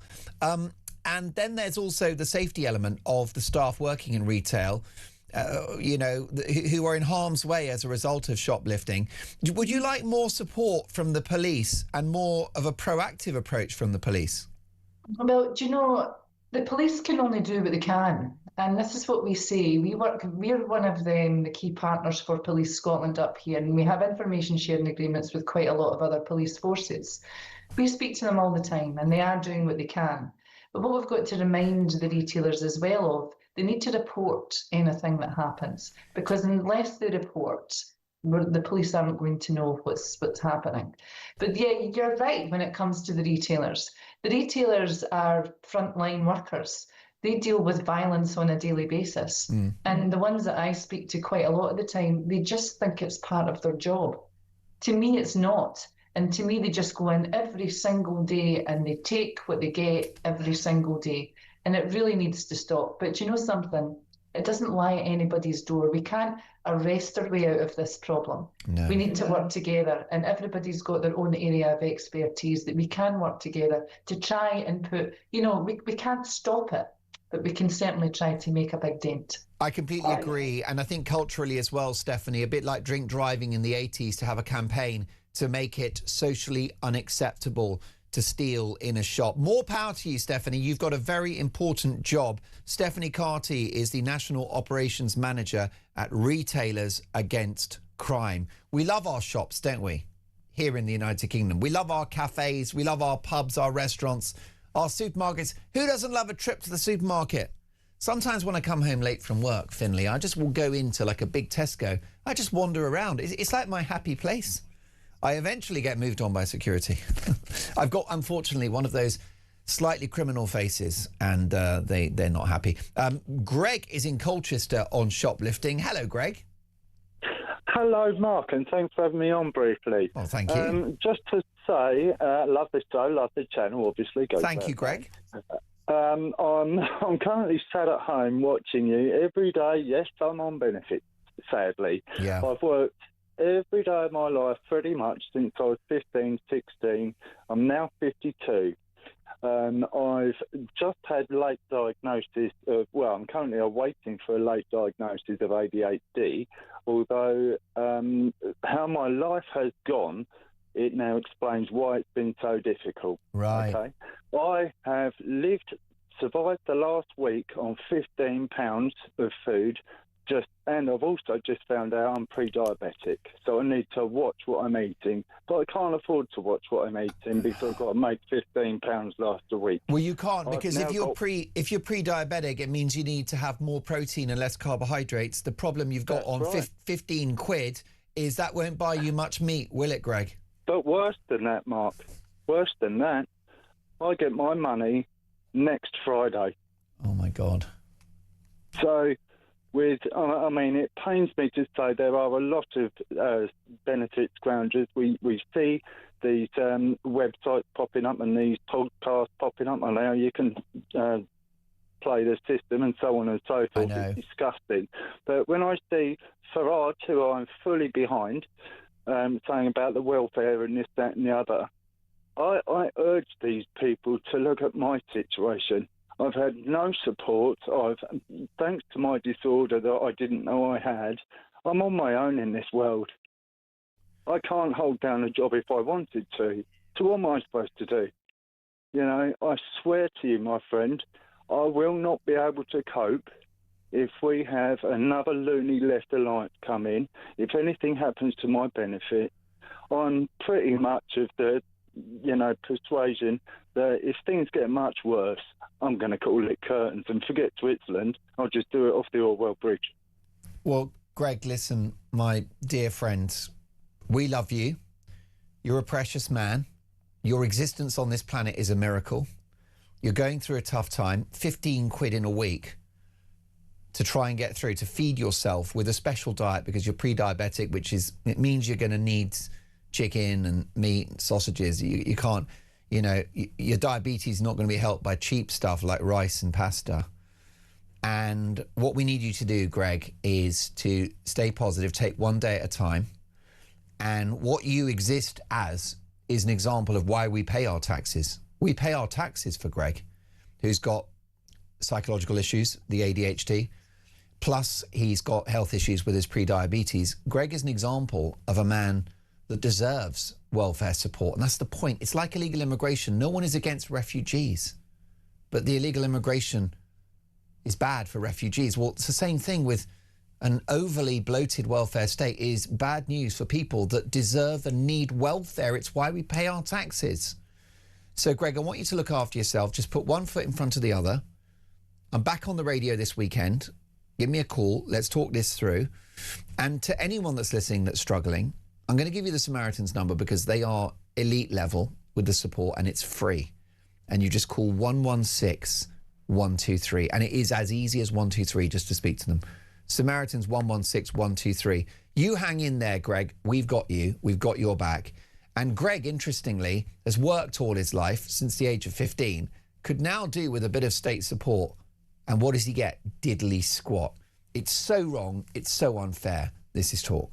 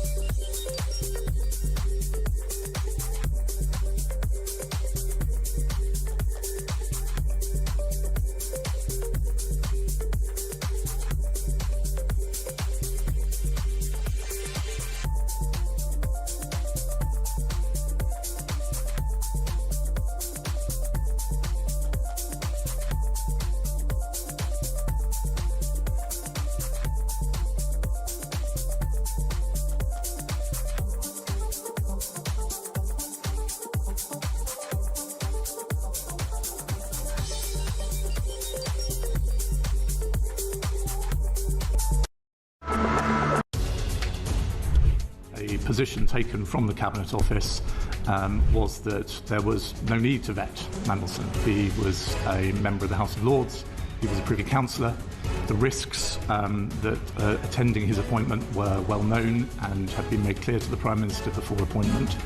Now, in the end, the FCDO insisted and put its foot down. I understand my predecessor had to be very firm in person.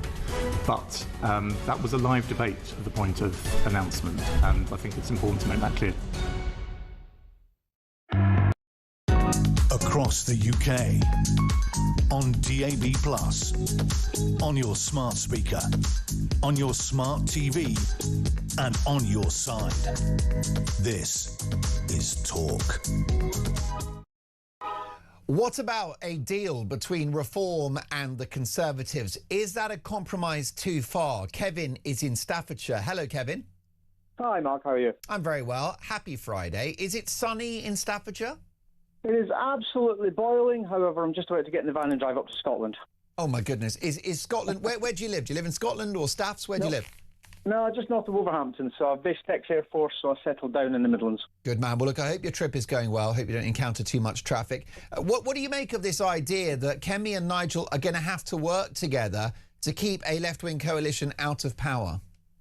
I think it is a Conservative fallback that can't accept that they are actually dead in the water, so they're grasping for straws, thinking that this is something that might happen, where categorically, from sources and from my role, if that happens, there won't be a Reform Party. That's the thing. So it can't never happen. So you think that if Reform voters get a whiff of a deal with the Tories, it will be a disaster for Farage? Yeah, it will completely be a disaster, and that is not even discussed or not even talked about on the doorways when we're out canvassing in the Staffordshire region. Now, just to caveat this, I'm a volunteer for Reform in the area, but these views are my own and not representative of the party. So, Kevin, your red line, by the sounds of it, and your understanding of the Reform voting base is that any kind of pre-election pact, standing down candidates, non-aggression, it's a non-starter. It will be unacceptable. It mustn't happen. Well, it can't, because it's happened before and it was a disaster. In 2019. Yeah, completely. And we stood down and we weren't ready at that point, to be fair, so we'll take that as a well. But now we are ready. We don't need Conservatives. The Conservatives are floundering in the water. They just haven't seen it yet. I suspect more of a political deal between Rupert and Ben, I would think, is what I'm hearing on the streets. But that would be more desirable. However, no right... So it's a centre-right or right-of-right-centre party has ever won a majority. So you have to come at the election from strategically the centre-right. You have to be in power to make change, and to get into power, you have to be right of centre and not outside that barrier, for a better phrase. You're probably right. Kevin, briefly, are you worried that Rupert Lowe's Restore, Ben Habib's Advance could dilute the Reform vote and help the other parties? No. In all fairness, I like Ben. I've met him. I've talked to him. I've met Rupert. I've talked to him. I like them. I like some of the things they say. I think they're going to round about it the wrong way.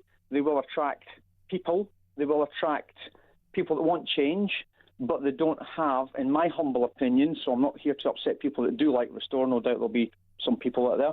I hope at the crunch they see that this is the only way forward, and to vote anything else would just give the Greens or Labour a way in. OK, so Kevin, I'm hearing what your red lines are. I think many Reform UK supporters feel the same way, that Nigel is in it to win it, and that they've got to be aiming for an overall majority, destroy the Tories. Briefly, if you can, Kevin, because I need to get to David in Coventry.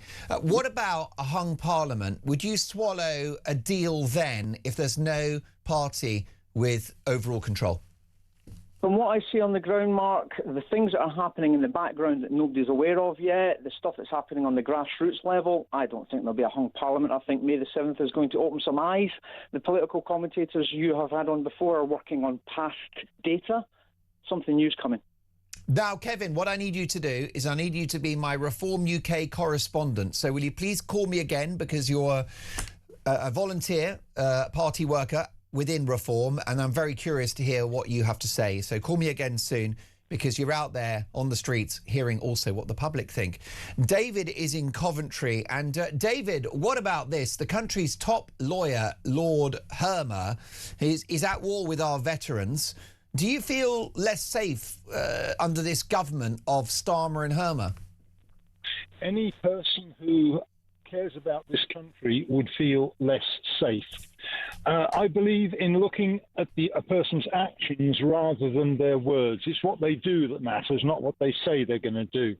If you look at every major policy that Starmer has brought in, or his cronies, since the election, every single one has been deliberately designed based on Labour dogma to damage this country.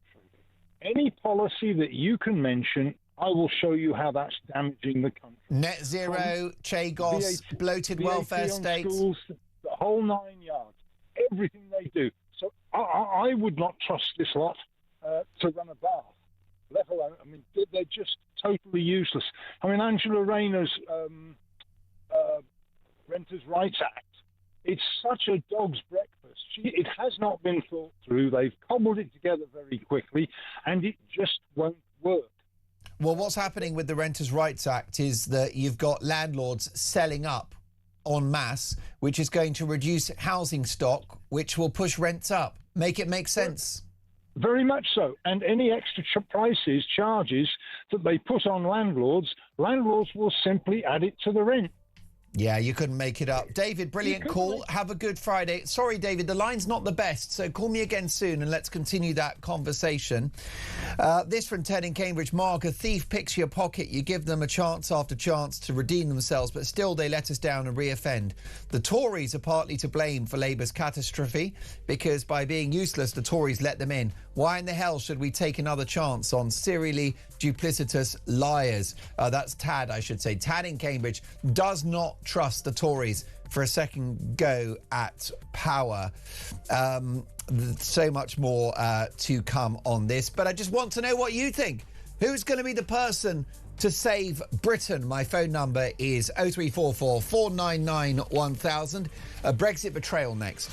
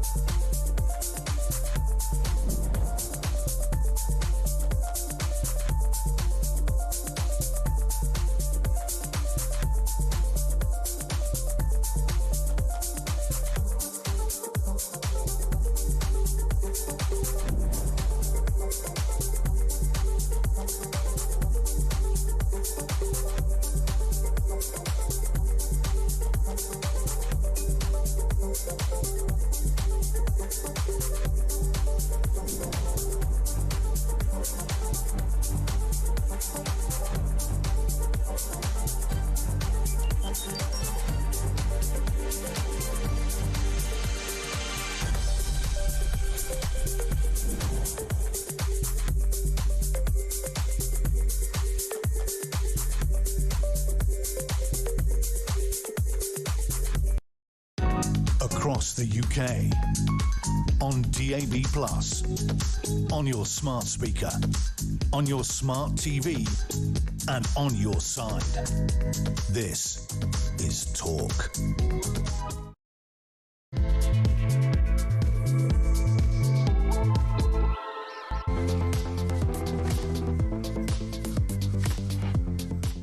Three, Mark Dolan in for Ian Collins. I'm back on breakfast tomorrow morning and Sunday from 6 a.m. Do join me then for top guests and Dolan's dispatch. A busy hour to come. And breaking this afternoon, Nigel Farage has vowed to wage war on Britain's benefits culture. There will be riots, he says, but it's time the country lived within its means. Shock horror, Labour's VAT raid on private schools will cost more money than it brings in. We've got the inside story. And Donald Trump blasts Prince Harry for his Ukraine intervention whilst threatening Britain's claims on the Falkland Islands.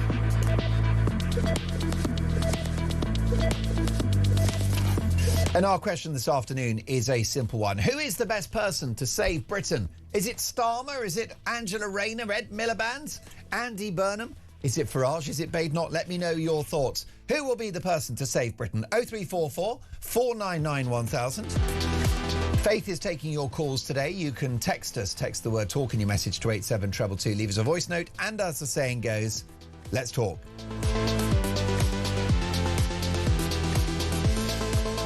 Now, the civil servant who led Britain's preparations for leaving the EU has said we need to start to talk about reversing Brexit. Philip Rycroft, former permanent secretary at the Department for Exiting the European Union, argues that it's time for us to begin a national conversation about rejoining the Brussels project. I'm delighted to say that Philip Rycroft joins me now. Hello, sir. Good afternoon. Why do you think it's time for us to navigate our way back into Brussels? It's not really me saying that so much as the citizenry out there. The polling that has been done by Best for Britain recently suggesting that 53% want back in. There's about 14% don't know, but that suggests a majority of people now thinking it was a mistake to leave. We need to think about rejoining. It's a bit of a conundrum, isn't it? Because we were clearly uncomfortable in. We're now uncomfortable out. So what is our best future? And that's why I'm suggesting, agreeing effectively with others, that we need a national conversation about where our best interests lie for the long term. I mean, I could tend to agree with you that I don't think that the country has necessarily thrived as a result of Brexit. But I'd argue, Philip, that nothing's happened really. We sort of shrugged it off, and GDP has outpaced Germany since 2016. Exports to the EU are at a record high. It's not been a triumph for the country, but it's not been a disaster either.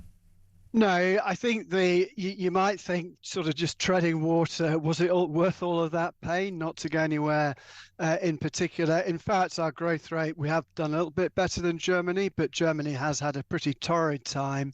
We've done a little bit worse than the Eurozone generally, and we've done a lot worse than the US. The hope was, the promise of Brexit in a way, was it would liberate us from what was seen as a moribund EU and give us growth rates akin to what's going on in the US, and that simply hasn't happened.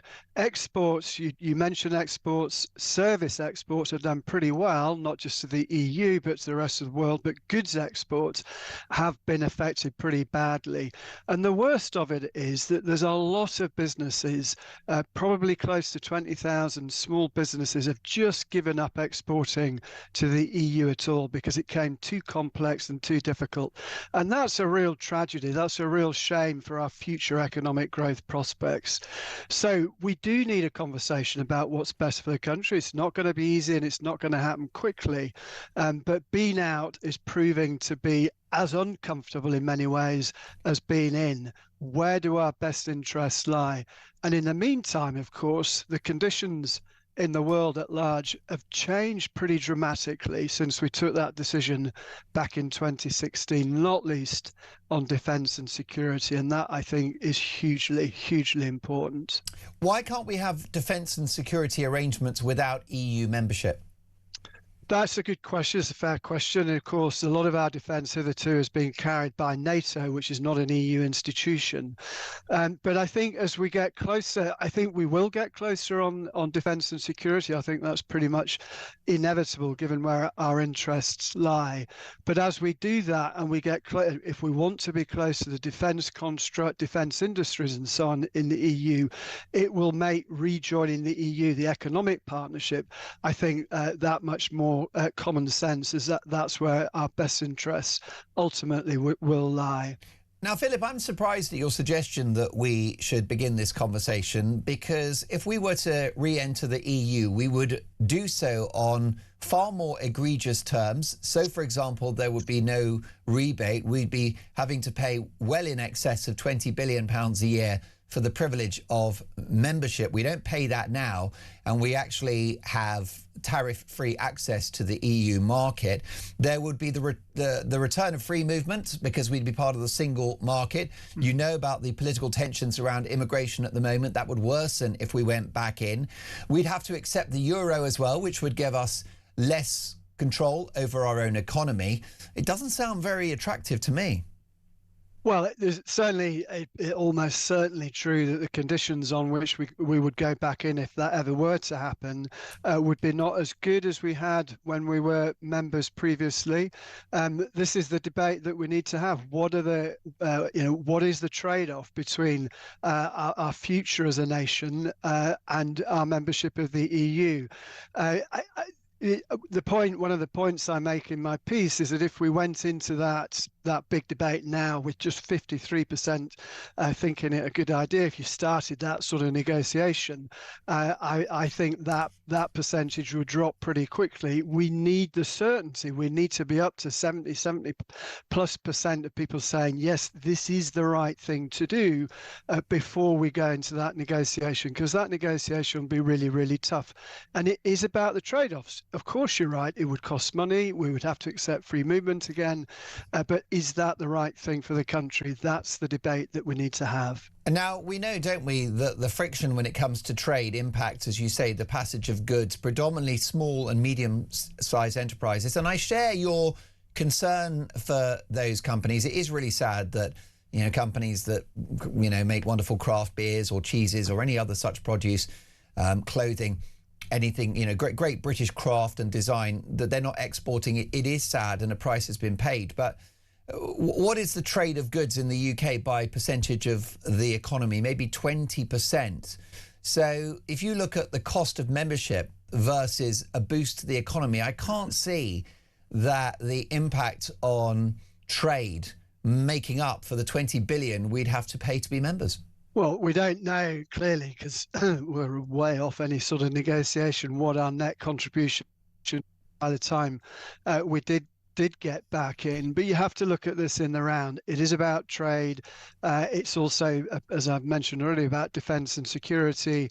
It's about our cultural links. It's about how we hold ourselves as a nation in our neighbourhood. That's the discussion that we need to have. I've no doubt at all that going back in will require compromises, which will be very uncomfortable. But what is the net benefit? I think what we've seen is coming out hasn't really settled this question, and a lot of people now saying out there that actually it's time to rethink about whether we go back into the EU or not. We can't have that debate without thinking about what our fundamental interests are as a nation. My own belief is that long term, our interests do lie with our near abroad. We're a European nation, and having stepped out of the councils of Europe, I think that has been a big mistake in terms of our long-term future as a nation. But that's the debate we need to have. Philip, a delight to meet you. Thank you so much for your valuable time and a very interesting conversation that you've sparked. Philip Rycroft is the former Permanent Secretary at the Department for Exiting the European Union. Would we be better off back in? 0344 499 1000. I can anticipate the answer of Mark Francois, Shadow Armed Forces Minister and Chairman of the European Research Group, live from the United States and Washington. Hello, Mark. Hello, and you're right, we wouldn't be better off. And I'm joining you from Washington, where I'm at a conference to talk about AUKUS, which is a submarine program between Britain, Australia and the United States to safeguard our security in the 21st century. It's got absolutely nothing whatsoever to do with the EU. The EU is not a defence organisation. It's never been a defence organisation. It will never be a defence organisation. Now, what slightly concerned me about Mr. Rycroft, and I don't mean to be personally rude to him, but he is a very good example of the British establishment, the blob. They've never come to terms with the fact that the British people voted peacefully and democratically to govern themselves. They've never got over it. And now that they have a beleaguered Labour government under pressure, they're now coming out of the woodwork and trying to persuade that government that somehow they can save themselves by offering to go back into the EU. Those whom the gods would destroy, they first make mad. And the other thing that concerned me was Mr. Rycroft never once mentioned the people. We had a referendum. We asked the people of the country and they chose to leave. These senior Europhiles always ignore the people. They never say, what do the people want? They say, what do we want? And the people chose to leave. And since we've left, as of last year anyway, we're the fourth largest exporting country in the world. We have the fastest vaccine rollout in the world. We can now do trade deals outside of the EU. We've done 70, including the Trans-Pacific Partnership, which opens up British business to a $1 trillion a year market. We're doing all right on our own. And the last thing we want to do, given the challenges the country faces, is to go back into a sclerotic organisation and be one of 28 decision makers and being constantly hidebound by having them tell us how to run our own country. Well, something I didn't have time to put to Mr. Rycroft, and I'm so grateful he joined us on the line. He spoke very articulately. There are lots of people that would have agreed with him.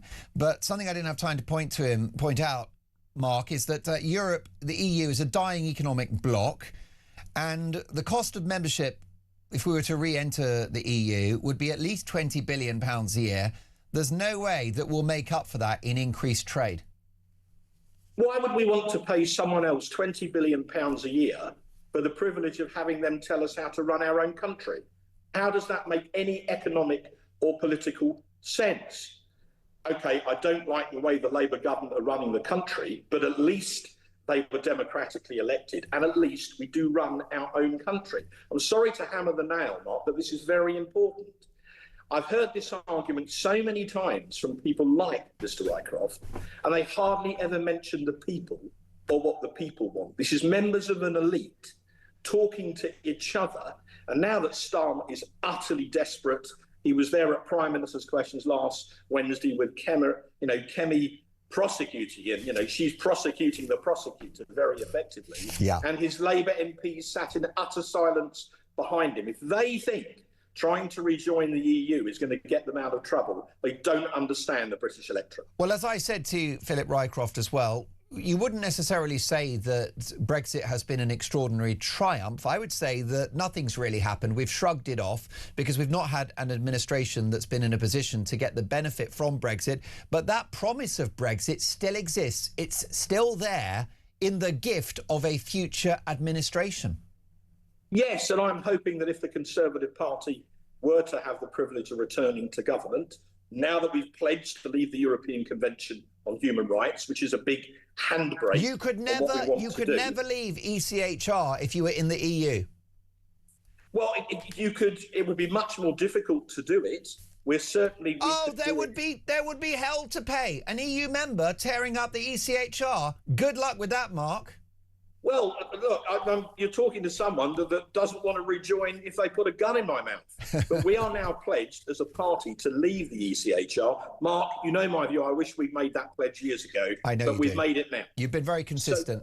So outside of the ECHR, for instance, we could protect our Northern Ireland veterans better because they wouldn't be subject to lawfare under the ECHR. That's just one example that is close to my heart. So look, the British people voted peacefully and democratically to leave. The problem is Keir Starmer remains a Remainer. He'll always be a Remainer. He's absolutely desperate and he's now grasping at straws. And people like Mr. Rycroft are coming out of the woodwork and trying to seduce him to advocate leaving the EU. They're wrong, and so is he. Now, Mark, you're in Washington, USA. You are Shadow Armed Forces Minister. And I want to ask you, there are many on the right, both here in the United Kingdom and across the pond, who are having a bit of a wobble about the war in Iran. Where do you stand on that? We supported the action because we thought it was important not to allow Iran to develop a nuclear weapon. And we should have allowed the Americans access to the runway at Diego Garcia. Yeah. By the way, ironically, it now looks as if that bonkers plan to spend 35 billion, not 20 billion, of our taxpayers' money to rent back some islands that belong to us in the first place has been abandoned. We, the Tories, we fought that tooth and nail in Parliament for a year. You did. And now, with some help from President Trump, it has to be said, it looks like the government, I think it's their 17th U-turn, I lose track, have abandoned it. Look, while I've been out here, I've politely reminded our American cousins that Article 5 of NATO, the treaty, the thing that says an attack on one is an attack on all, has only ever been invoked once. And that was by the United States, quite rightfully, in the aftermath of 9/11 back in 2001, when thousands of Americans and hundreds of Brits, by the way, were murdered in the Twin Towers. The Americans rightfully invoked Article 5. They said we had been attacked, and Britain came to their aid within weeks. British Special Forces and Australian Special Forces, as I'm at an AUKUS conference, were working with Delta, with the Americans, in killing Islamic terrorists in the caves of Bora Bora. So the point, and I made it at this conference politely but firmly last night, is that when America was attacked and they called for help, we turned up. So I think it's important to remind our American friends, we fought with them in Iraq, we fought with them in Afghanistan, right at the front.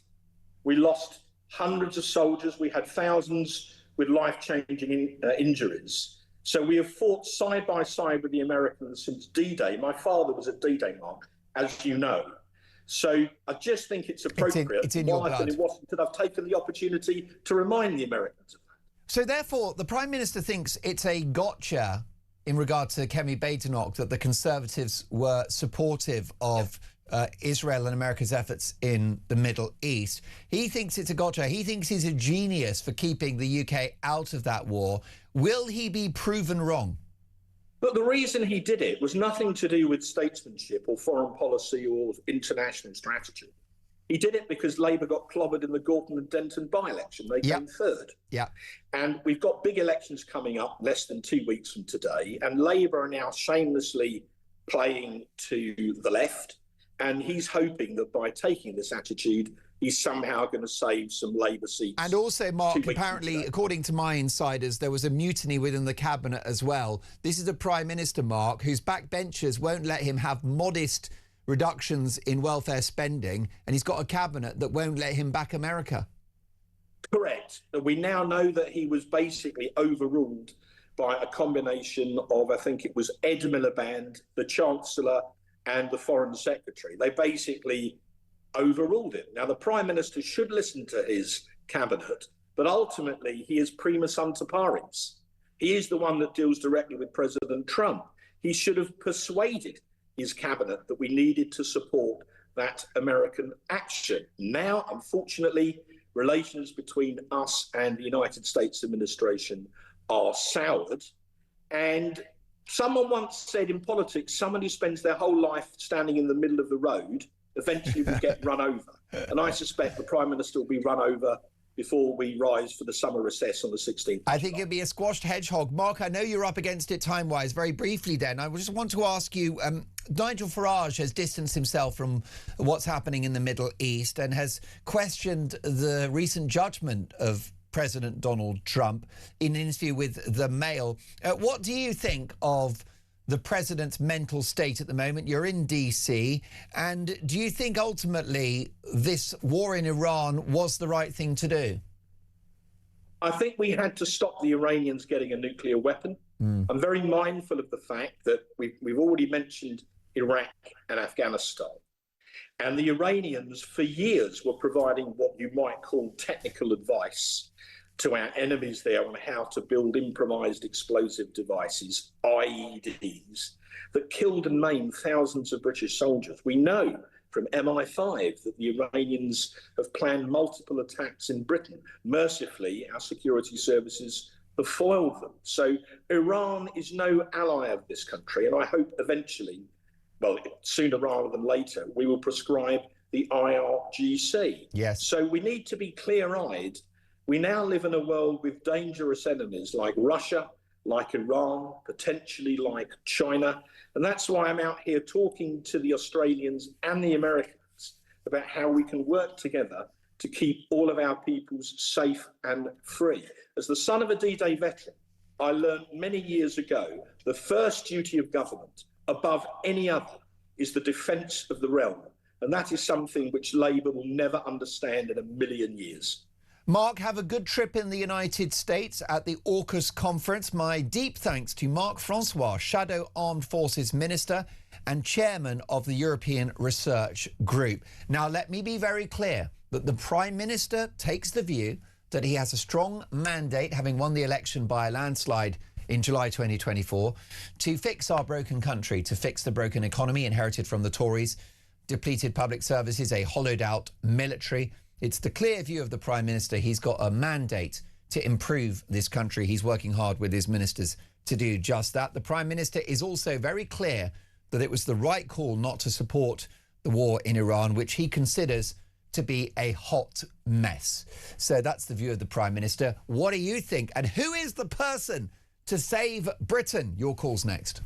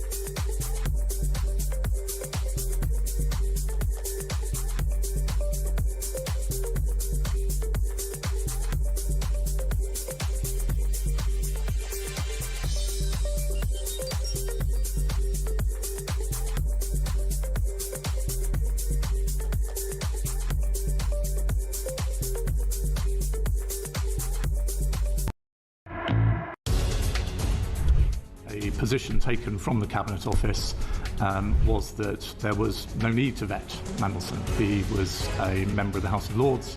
He was a Privy Councillor. The risks that attending his appointment were well known and had been made clear to the Prime Minister before appointment. Now, in the end, the FCDO insisted and put its foot down. I understand my predecessor had to be very firm in person. But that was a live debate at the point of announcement, and I think it's important to make that clear.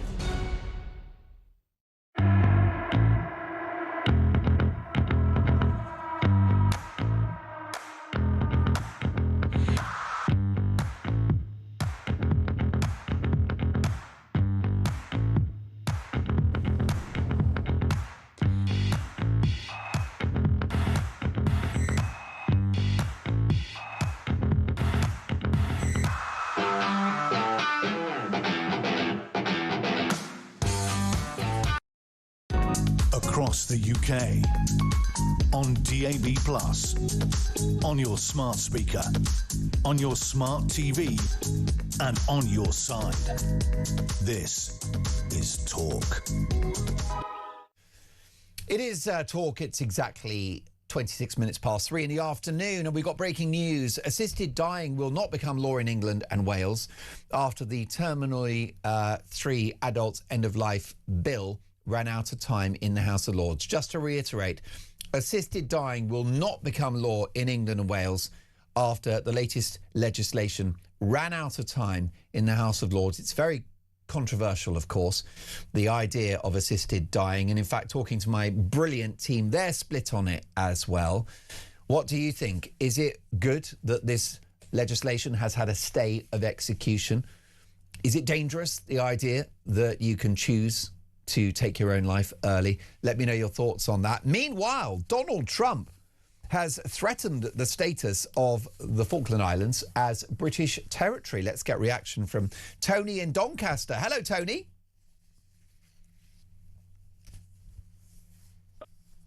Tony, I think the line is not the best. Can you hear me? We're going to reconnect with Tony in just a moment. It's quite extraordinary. I think this is clearly a diplomatic row that's playing out between the White House and number 10 Downing Street. There's no love lost between Trump and Starmer now, and it seems that Donald Trump is taking any brickbats he can and using them towards our government. Jed is in Liverpool. Hello, Jed. Should we rejoin the EU to save the economy? That's the view of the man whose job it was to negotiate our departure. Absolutely not. That was his long game plan, to do such a bad deal that it meant the only way was for us to rejoin, no matter what the deal. When we rejoined, they're just so hell-bent on us being part of Europe instead of being Great Britain that they tried to create such a bad deal, which is actually better than the deal we had. But now they're trying to force the issue. Now there's a couple of percent saying they want to rejoin. Well, Jed, you're right, because people don't realise that we have free trade with the EU, tariff-free. We have that. Yeah. And people think we've got to go back in order to trade with Europe. We already do, and in fact, exports are at a record high. People need to understand some of the rules, that the bonkers EU rules that we were dealing with, like wildlife borders on hedgerows that was destroying huge fields in Scotland. And this is coming from a father-in-law who was a farmer, by the way. They put extra hedgerows in so they didn't have to farm fields because they get more money for not farming. It's an absolute disgrace, and they just need to get back to being British, back to farming and looking after ourselves. There's also the idea of sovereignty, isn't there, Jed, whereby at least now we can blame our government if they do a good or a bad job. Yeah, absolutely. And the government's doing a terrible job right now. I mean, they are, I'm afraid. And what about this, right? If we went back in, Jed, we'd have the euro, so we'd have no control over things like interest rates and inflation. We would have free movement, so good luck controlling your borders. We'd be all in with net zero, with Europe being a dying economic project. Well, it's just crazy. I served 8 years in the Royal Marines before tours of Afghanistan. Did you? And talking about the military and the need for us to be part of it, it's an absolute nonsense. The Germans turning up with broom handles for weapons on exercises, on multi-nation exercises. It's an absolute nonsense. Yeah, I think saying that we need to go into the EU for national security is nonsense, because the EU and the UK will work together militarily if they have to. They have to, because that's the world we live in. I know. Otherwise they will fall. I think that's emotional blackmail when they say that. Absolutely. And Jed, listen, first of all, can I salute you and thank you on behalf of my viewers and listeners for your service to this country. What do you make of the war in Iran? Was it a mistake? Absolutely not. It's, whether we like the outcome or not, what it's done with fuel prices, which we should be doing plenty in our own, to create our own gas industry back in the UK to counter what's happening in the Middle East. It was absolutely the right thing to do, to stop a crazy, crazy world over there, creating a situation where they had nuclear weapons. Jed? There's absolutely no way we could allow them to have nuclear weapons. What a brilliant call. I agree with you. Thank you once again for being a military hero, for serving this country, putting your life on the line to protect the freedoms and the customs and traditions that we enjoy in such a carefree manner in this country. Jed in Liverpool there says we must not go back into the EU. It would be the ultimate betrayal. Let me know your thoughts on that. More to come. This is Talk.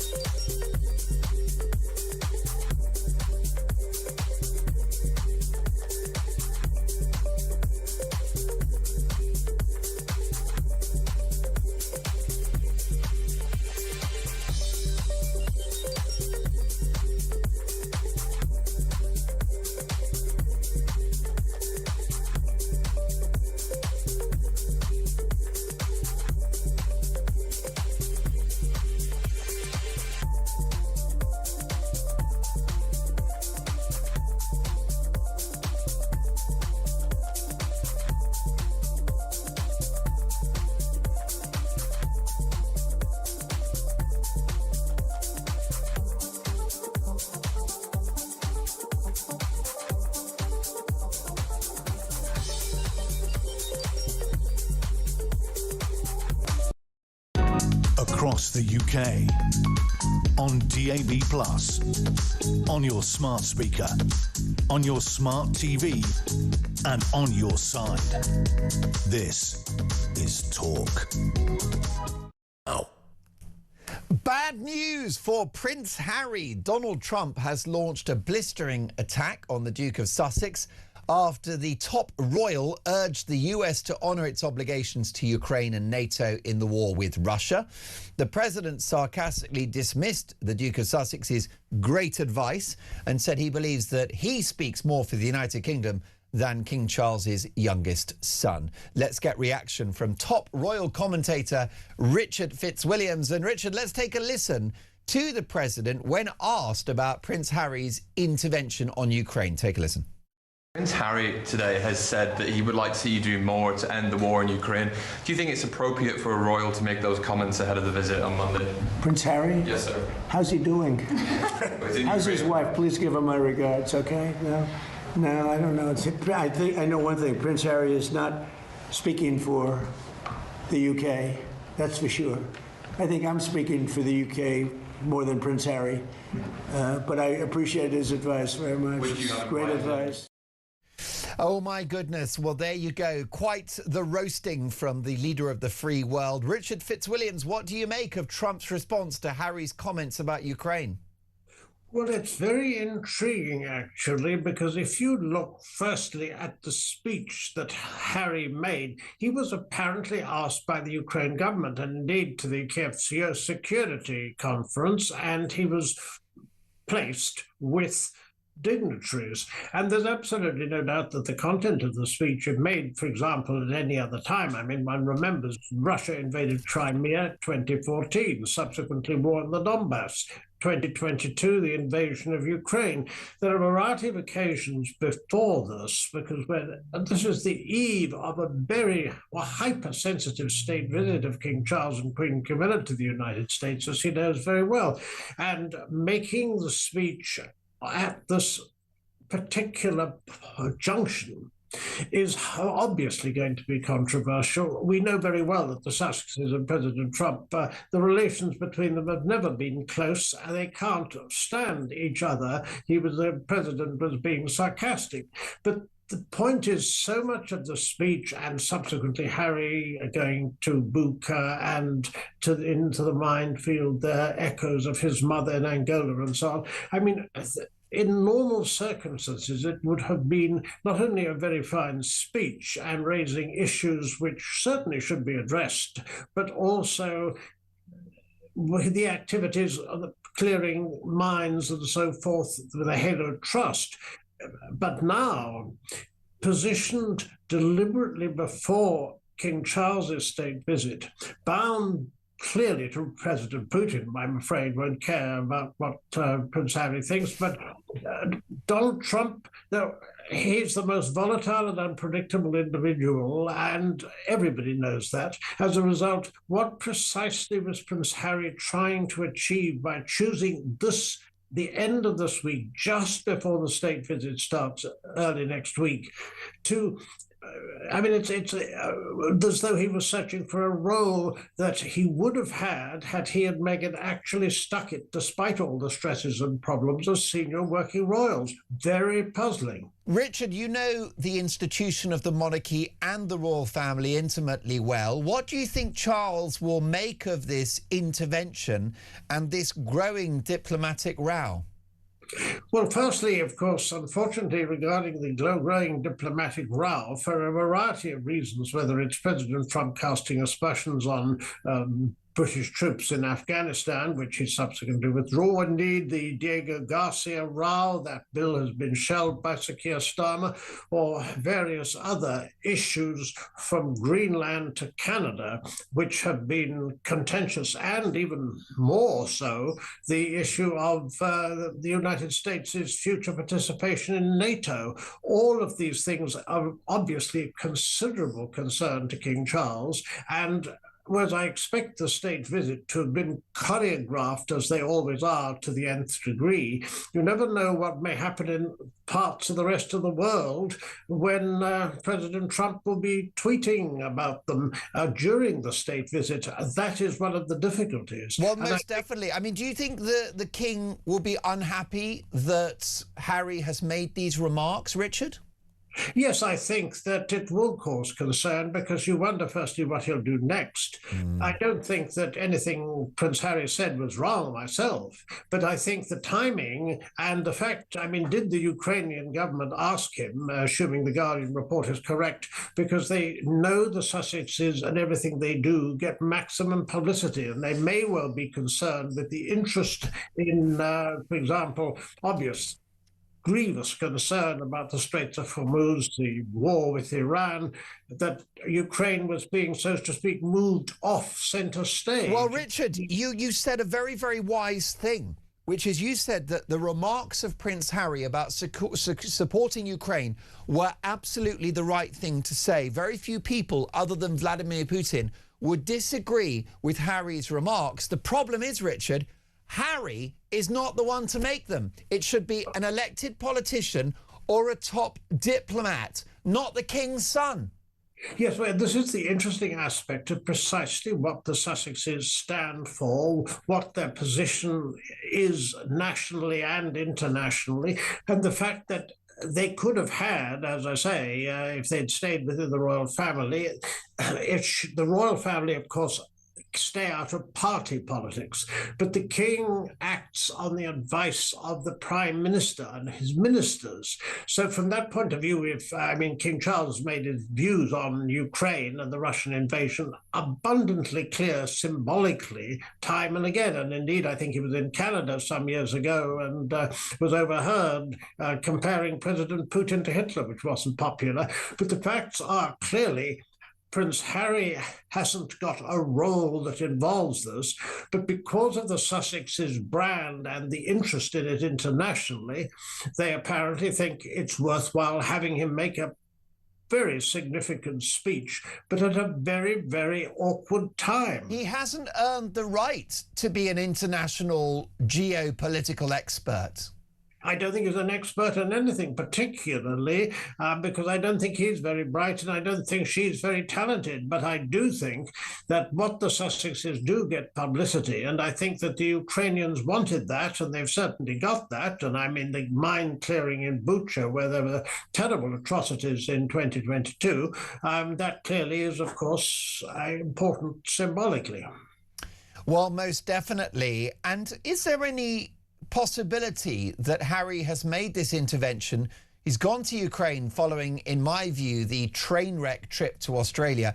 Is Harry seeking to undermine or upstage his father, the King, who's about to go to the States?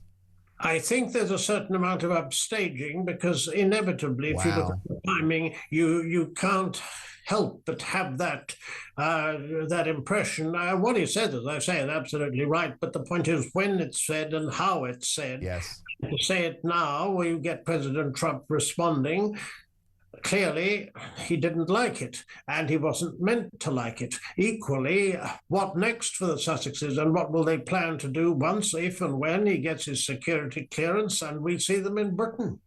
Richard, you've been reporting in great depth about the royal family for decades. What's happened to Harry? Why is he like this now? I think it's curious. You mentioned what he's like now. If you take the speech that he gave in Ukraine, which I have to say I thought was powerful, and as I say, I agree with everything he said. The facts of the matter are, just go back a few days and take that speech on mental health in Australia, and parts of it, there was so much psychobabble. Yes. There were two people, and which one, so to speak, is the predominant one?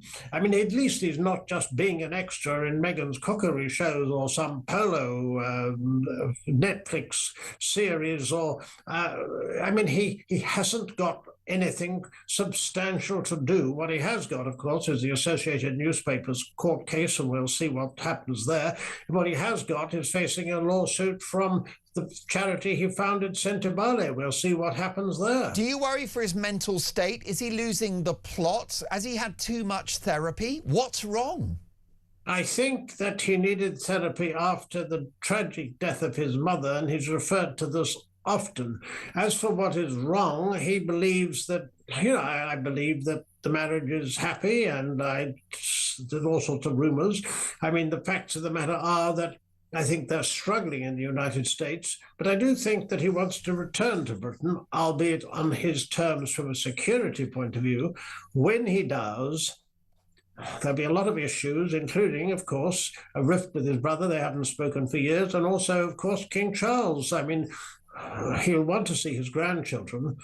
Meghan presumably will be with them if they and when they come, and so as to speak, 1 year to go before the Birmingham Invictus next year, and that will be quite some cause célèbre. It will depend on the security clearance, of course, but you can imagine the interest in that visit. I mean, they're not popular here. Harry's report is only 30% and Meghan's 20%. That's the latest YouGov poll a few days ago. You said there were rumours about their marriage. What are they, Richard? Rumours, which in my opinion are simply rumours. My own view is that I think that Meghan came along at a time when she was what he needed. The facts are, however, that they didn't give being royal what I would call a reasonable chance, because within, some 18 months or so, you had the beginnings of the rift, and then you had brutal attacks on the royal family, but then the links with the royals is the only thing that they have which is substantial. Apart from the two children, though, Richard, it's hard to see how Harry's fortunes have improved since he married Meghan. I think his life has changed, and I think that is what he wanted, and that is what he has. But is he happy, Rich? Well, this is the other side. Let's get real here. Because I think that he misses his life in Britain as well. And I think he wishes to undoubtedly see whether or not, firstly, he can reconcile with his father, and secondly, where that will take the Sussexes, because remember, they have got this one plus, and that is for all the failures, Spotify, the Netflix contract, the ups and downs there, they have got everything they do fascinates the media. So if you want publicity, you go to the Sussexes. The trouble is that trust. What about trust? Would you trust them? I would have very, very severe doubts about it, and that's what the royal family feel too. But it's difficult for King Charles, and remember, he's Commander-in-Chief of the Armed Forces. It's Invictus is a very fine military charity. If he's asked to open it in 2027 in Birmingham, what will he do? It's abundantly clear that Harry's intervention on Ukraine is an effort to upstage King Charles. Charles will be furious. Richard, I've thoroughly enjoyed our conversation. There's no greater authority on royal matters than Richard Fitzwilliams, broadcaster, journalist and esteemed royal commentator. What do you think? Is Harry trying to upstage the king? So much more to get through. Today's conversation has been all about the future of this country. But before we get to that, your favourite TV show for the 90s is back. Chris Evans and TFI Friday have returned to their original home of Channel 4 for the next 5 nights from 11 p.m. Reimagined for 2026 by Virgin Radio UK, TFI Unplugged features A-list interviews, music and classic bits from the TFI archives 30 years on. Watch TFI Friday Unplugged tonight at 11 p.m. on Channel 4. This week's guests include Chris Marshall, Emma Laird, and from the archives, Paul McCartney. So much more to come. Who will be the person to save Britain? Your call's next.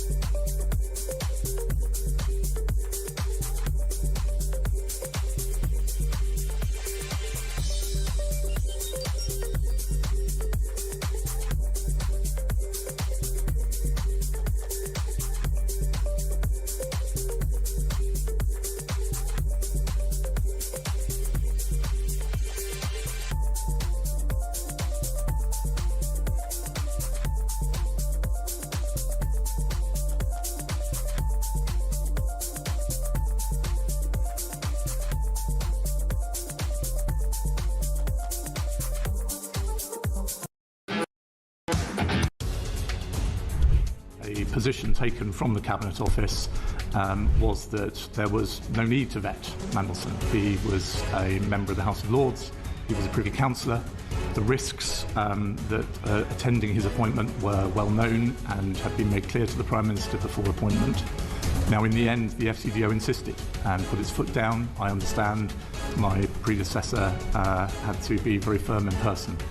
But that was a live debate at the point of announcement, and I think it's important to make that clear. Across the UK, on DAB+, on your smart speaker, on your smart TV, and on your side. This is Talk. Donald Trump has questioned the United Kingdom's claim on the Falkland Islands. What's he up to? Tony is in Doncaster. Hello, Tony. Hiya, Mark. Can you hear me now? Loud and clear. Great line. What's going on with the president? Right. Well, I actually rung up about this a few weeks ago, and I'm glad you've took my call because I feel really strong about this. Yeah. I'm just going to deal with a couple of bullet point facts, not opinion. This goes back to 82. 82, Israel supplied Skyhawk planes and Stinger missiles to the Argentinian government because of the links with quite a large minority of Jewish people, nothing against them, this is a fact, in the Falklands War. So Israel funded Argentina. It's on the MOD website, all the websites, Independent Guardian newspaper, everybody. This is a fact that anybody can check. So, fast forward to now. Over the last 6 months, President Olivier, who is the cousin of Mr. Netanyahu, the family members, has been to Tel Aviv 4 or 5 times discussing the Falklands. The Argentine President, Javier Milei. Is the cousin of Netanyahu, the family member. Wow, I did not know that. Right. Next fact going forward, Argentina, and again, I'm being really respectful, I'm just dealing with facts, has the highest population of Jewish people of any country in South America, over 300,000. So, going forward doing the maths, Israel's always had a grudge with us in 82, and it's down there on paper. Argentina has a grudge with us with the Falklands. Rockhopper is down there looking for oil for British exploration at the moment. I don't know if it's successful or not. You throw in the mix that we've not helped Israel. It doesn't take a genius to work out that there's a possible issue here. And I said this to Kevin a few weeks ago about the Falklands with the links with Israel. And fair play to Kevin, he took the call and he said that's an interesting fact. And it would appear that my concerns are starting to go in the right direction. And it's a real worry, because what we don't want is our Falklands War heroes to have risked their lives, in some cases lost their lives in vain. Well, the last thing on this, we lost 255 brave, gallant people. Yeah. On top of that, we had Donald Trump 5 or 6 weeks ago said that our guys didn't fight on the front line in Afghanistan, which was another 457 soldiers that died. Yeah. And on that alone, I'm absolutely ashamed if the King of England, on the basis that threats of the Falklands could even go to America, forget Harry, that's a separate family issue. He should be turning around and saying, if you're threatening to take the Falklands off us, and you've spoke that way about British soldiers, my priority is with our soldiers of our country, and I ain't coming to your country, and I'm going to humiliate you by not coming. And that's what he should do. And the last point is Rupert Lowe for me for Prime Minister. Interesting, Tony. Lots of people like Rupert Lowe. Mark in Lincolnshire called about that earlier. We've not got time for the call, but a lot of people like Rupert Lowe and Restore. Tony, call me again soon, and thank you for your important intel on the Falklands. And I was a young lad when that war was being fought. It wasn't an easy war to win. It was the political courage of Margaret Thatcher and the bravery of our troops and our military leaders that got that one across the line. Very strange now that we're talking about whether Britain has a claim on those islands and whether we're hearing that from the White House.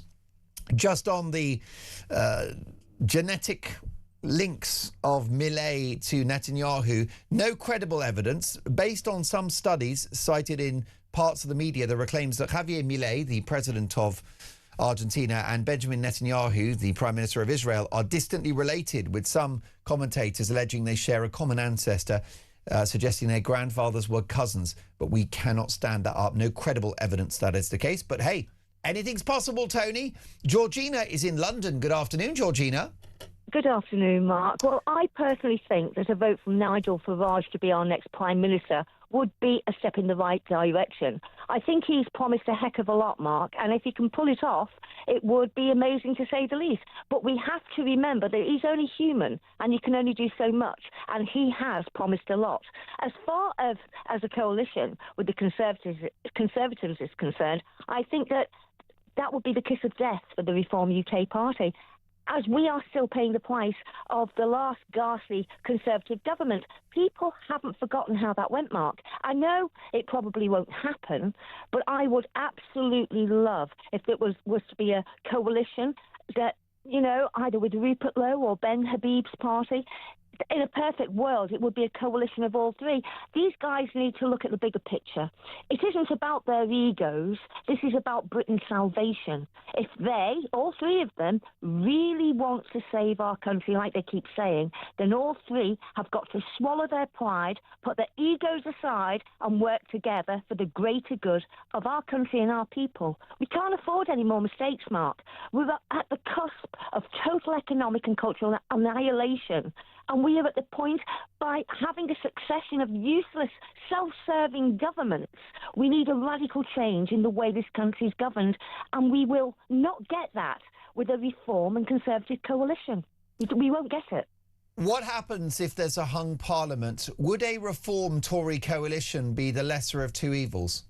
Do you know what, Mark? Anything to do with the Tory government, anything to do with the Tory party. Honestly, I really think that's going to be the kiss of death. People do not want more of the same. We've already got Tory MPs in Reform UK. That is enough. We don't want to be jumping into a big double bed with the whole lot of them. And Georgina, can Nigel do it on his own? Can he win an overall majority? Yes. He can. Listen, the guy has got all the winning ingredients. He's loved by the people. That's the main thing. The people love and they trust him. I think they trust him because he comes over as being one of the people. He's not an untouchable deity that you just see on the television. This guy gets out, gets in the thick of it, and goes door to door. He's been among the public for 2 decades because he's been campaigning for that long. Not just politically for Parliament, but before that, Brexit. Yeah, I know, but now he is campaigning to be the next Prime Minister of our country. And he's putting the hours in, he's putting the work in. He's probably having as much sleep as my darling Margaret Thatcher used to do, 2 hours a night. Honestly, this is a big job, but Nigel Farage can do it. Georgina, thank you for your brilliantly trenchant views this afternoon. Have an excellent Friday and we'll speak soon. Paul is in beautiful Brighton in East Sussex, which of course was the location of a horrific gang rape of an innocent woman at the hands of 3 illegal immigrants. And yet, Paul, the BBC are telling us that there's a lot of concern about the safety of Brighton Beach. It's not about Brighton Beach, is it? It's about illegals. Now, Paul, can you hear me? Are you hearing me, Paul, in Brighton there? I tell you what, connect with Paul, see if you can get him back on, and I'm just going to share my fury about this story. It's the front page of the Sun newspaper. Migrant rapist was on the run for murder. This is why we've got to have change, because there are people entering the country illegally, harming our citizens, grinning and laughing. And let me tell you that it's going to cost hundreds of thousands of pounds to accommodate these people in jail for many, many years, and they should be deported. They shouldn't have been in the country in the first place. I took a call earlier from Jay, and Jay told me that he was at the tail end of a 52-hour working week, okay? He's put a shift in, and let me tell you that Jay's hard work, I salute it, because this is the channel for Alarm Clock Britain, those that put in more than they take out. But Jay's money, right, the tax that he pays on his 52 hours won't even touch the sides when it comes to the cost of illegal immigration. Won't even touch the sides when it comes to the cost of accommodating these 3 scumbags at His Majesty's pleasure, because they'll be in a jail cell, they'll have heating in the winter, they'll have access to free medical care, 3 meals a day, Sky TV, access to the library, career development programmes. These scumbags will be out, and I will tell you, there are going to be latte lefties campaigning for these three scumbags to stay in the country. There will be lawyers who will take that gig to say it's their human rights that they get to remain. The world's gone mad. It's horrific. What can I say? We're going to fix it all in about 1 minute's time, because Kevin O'Sullivan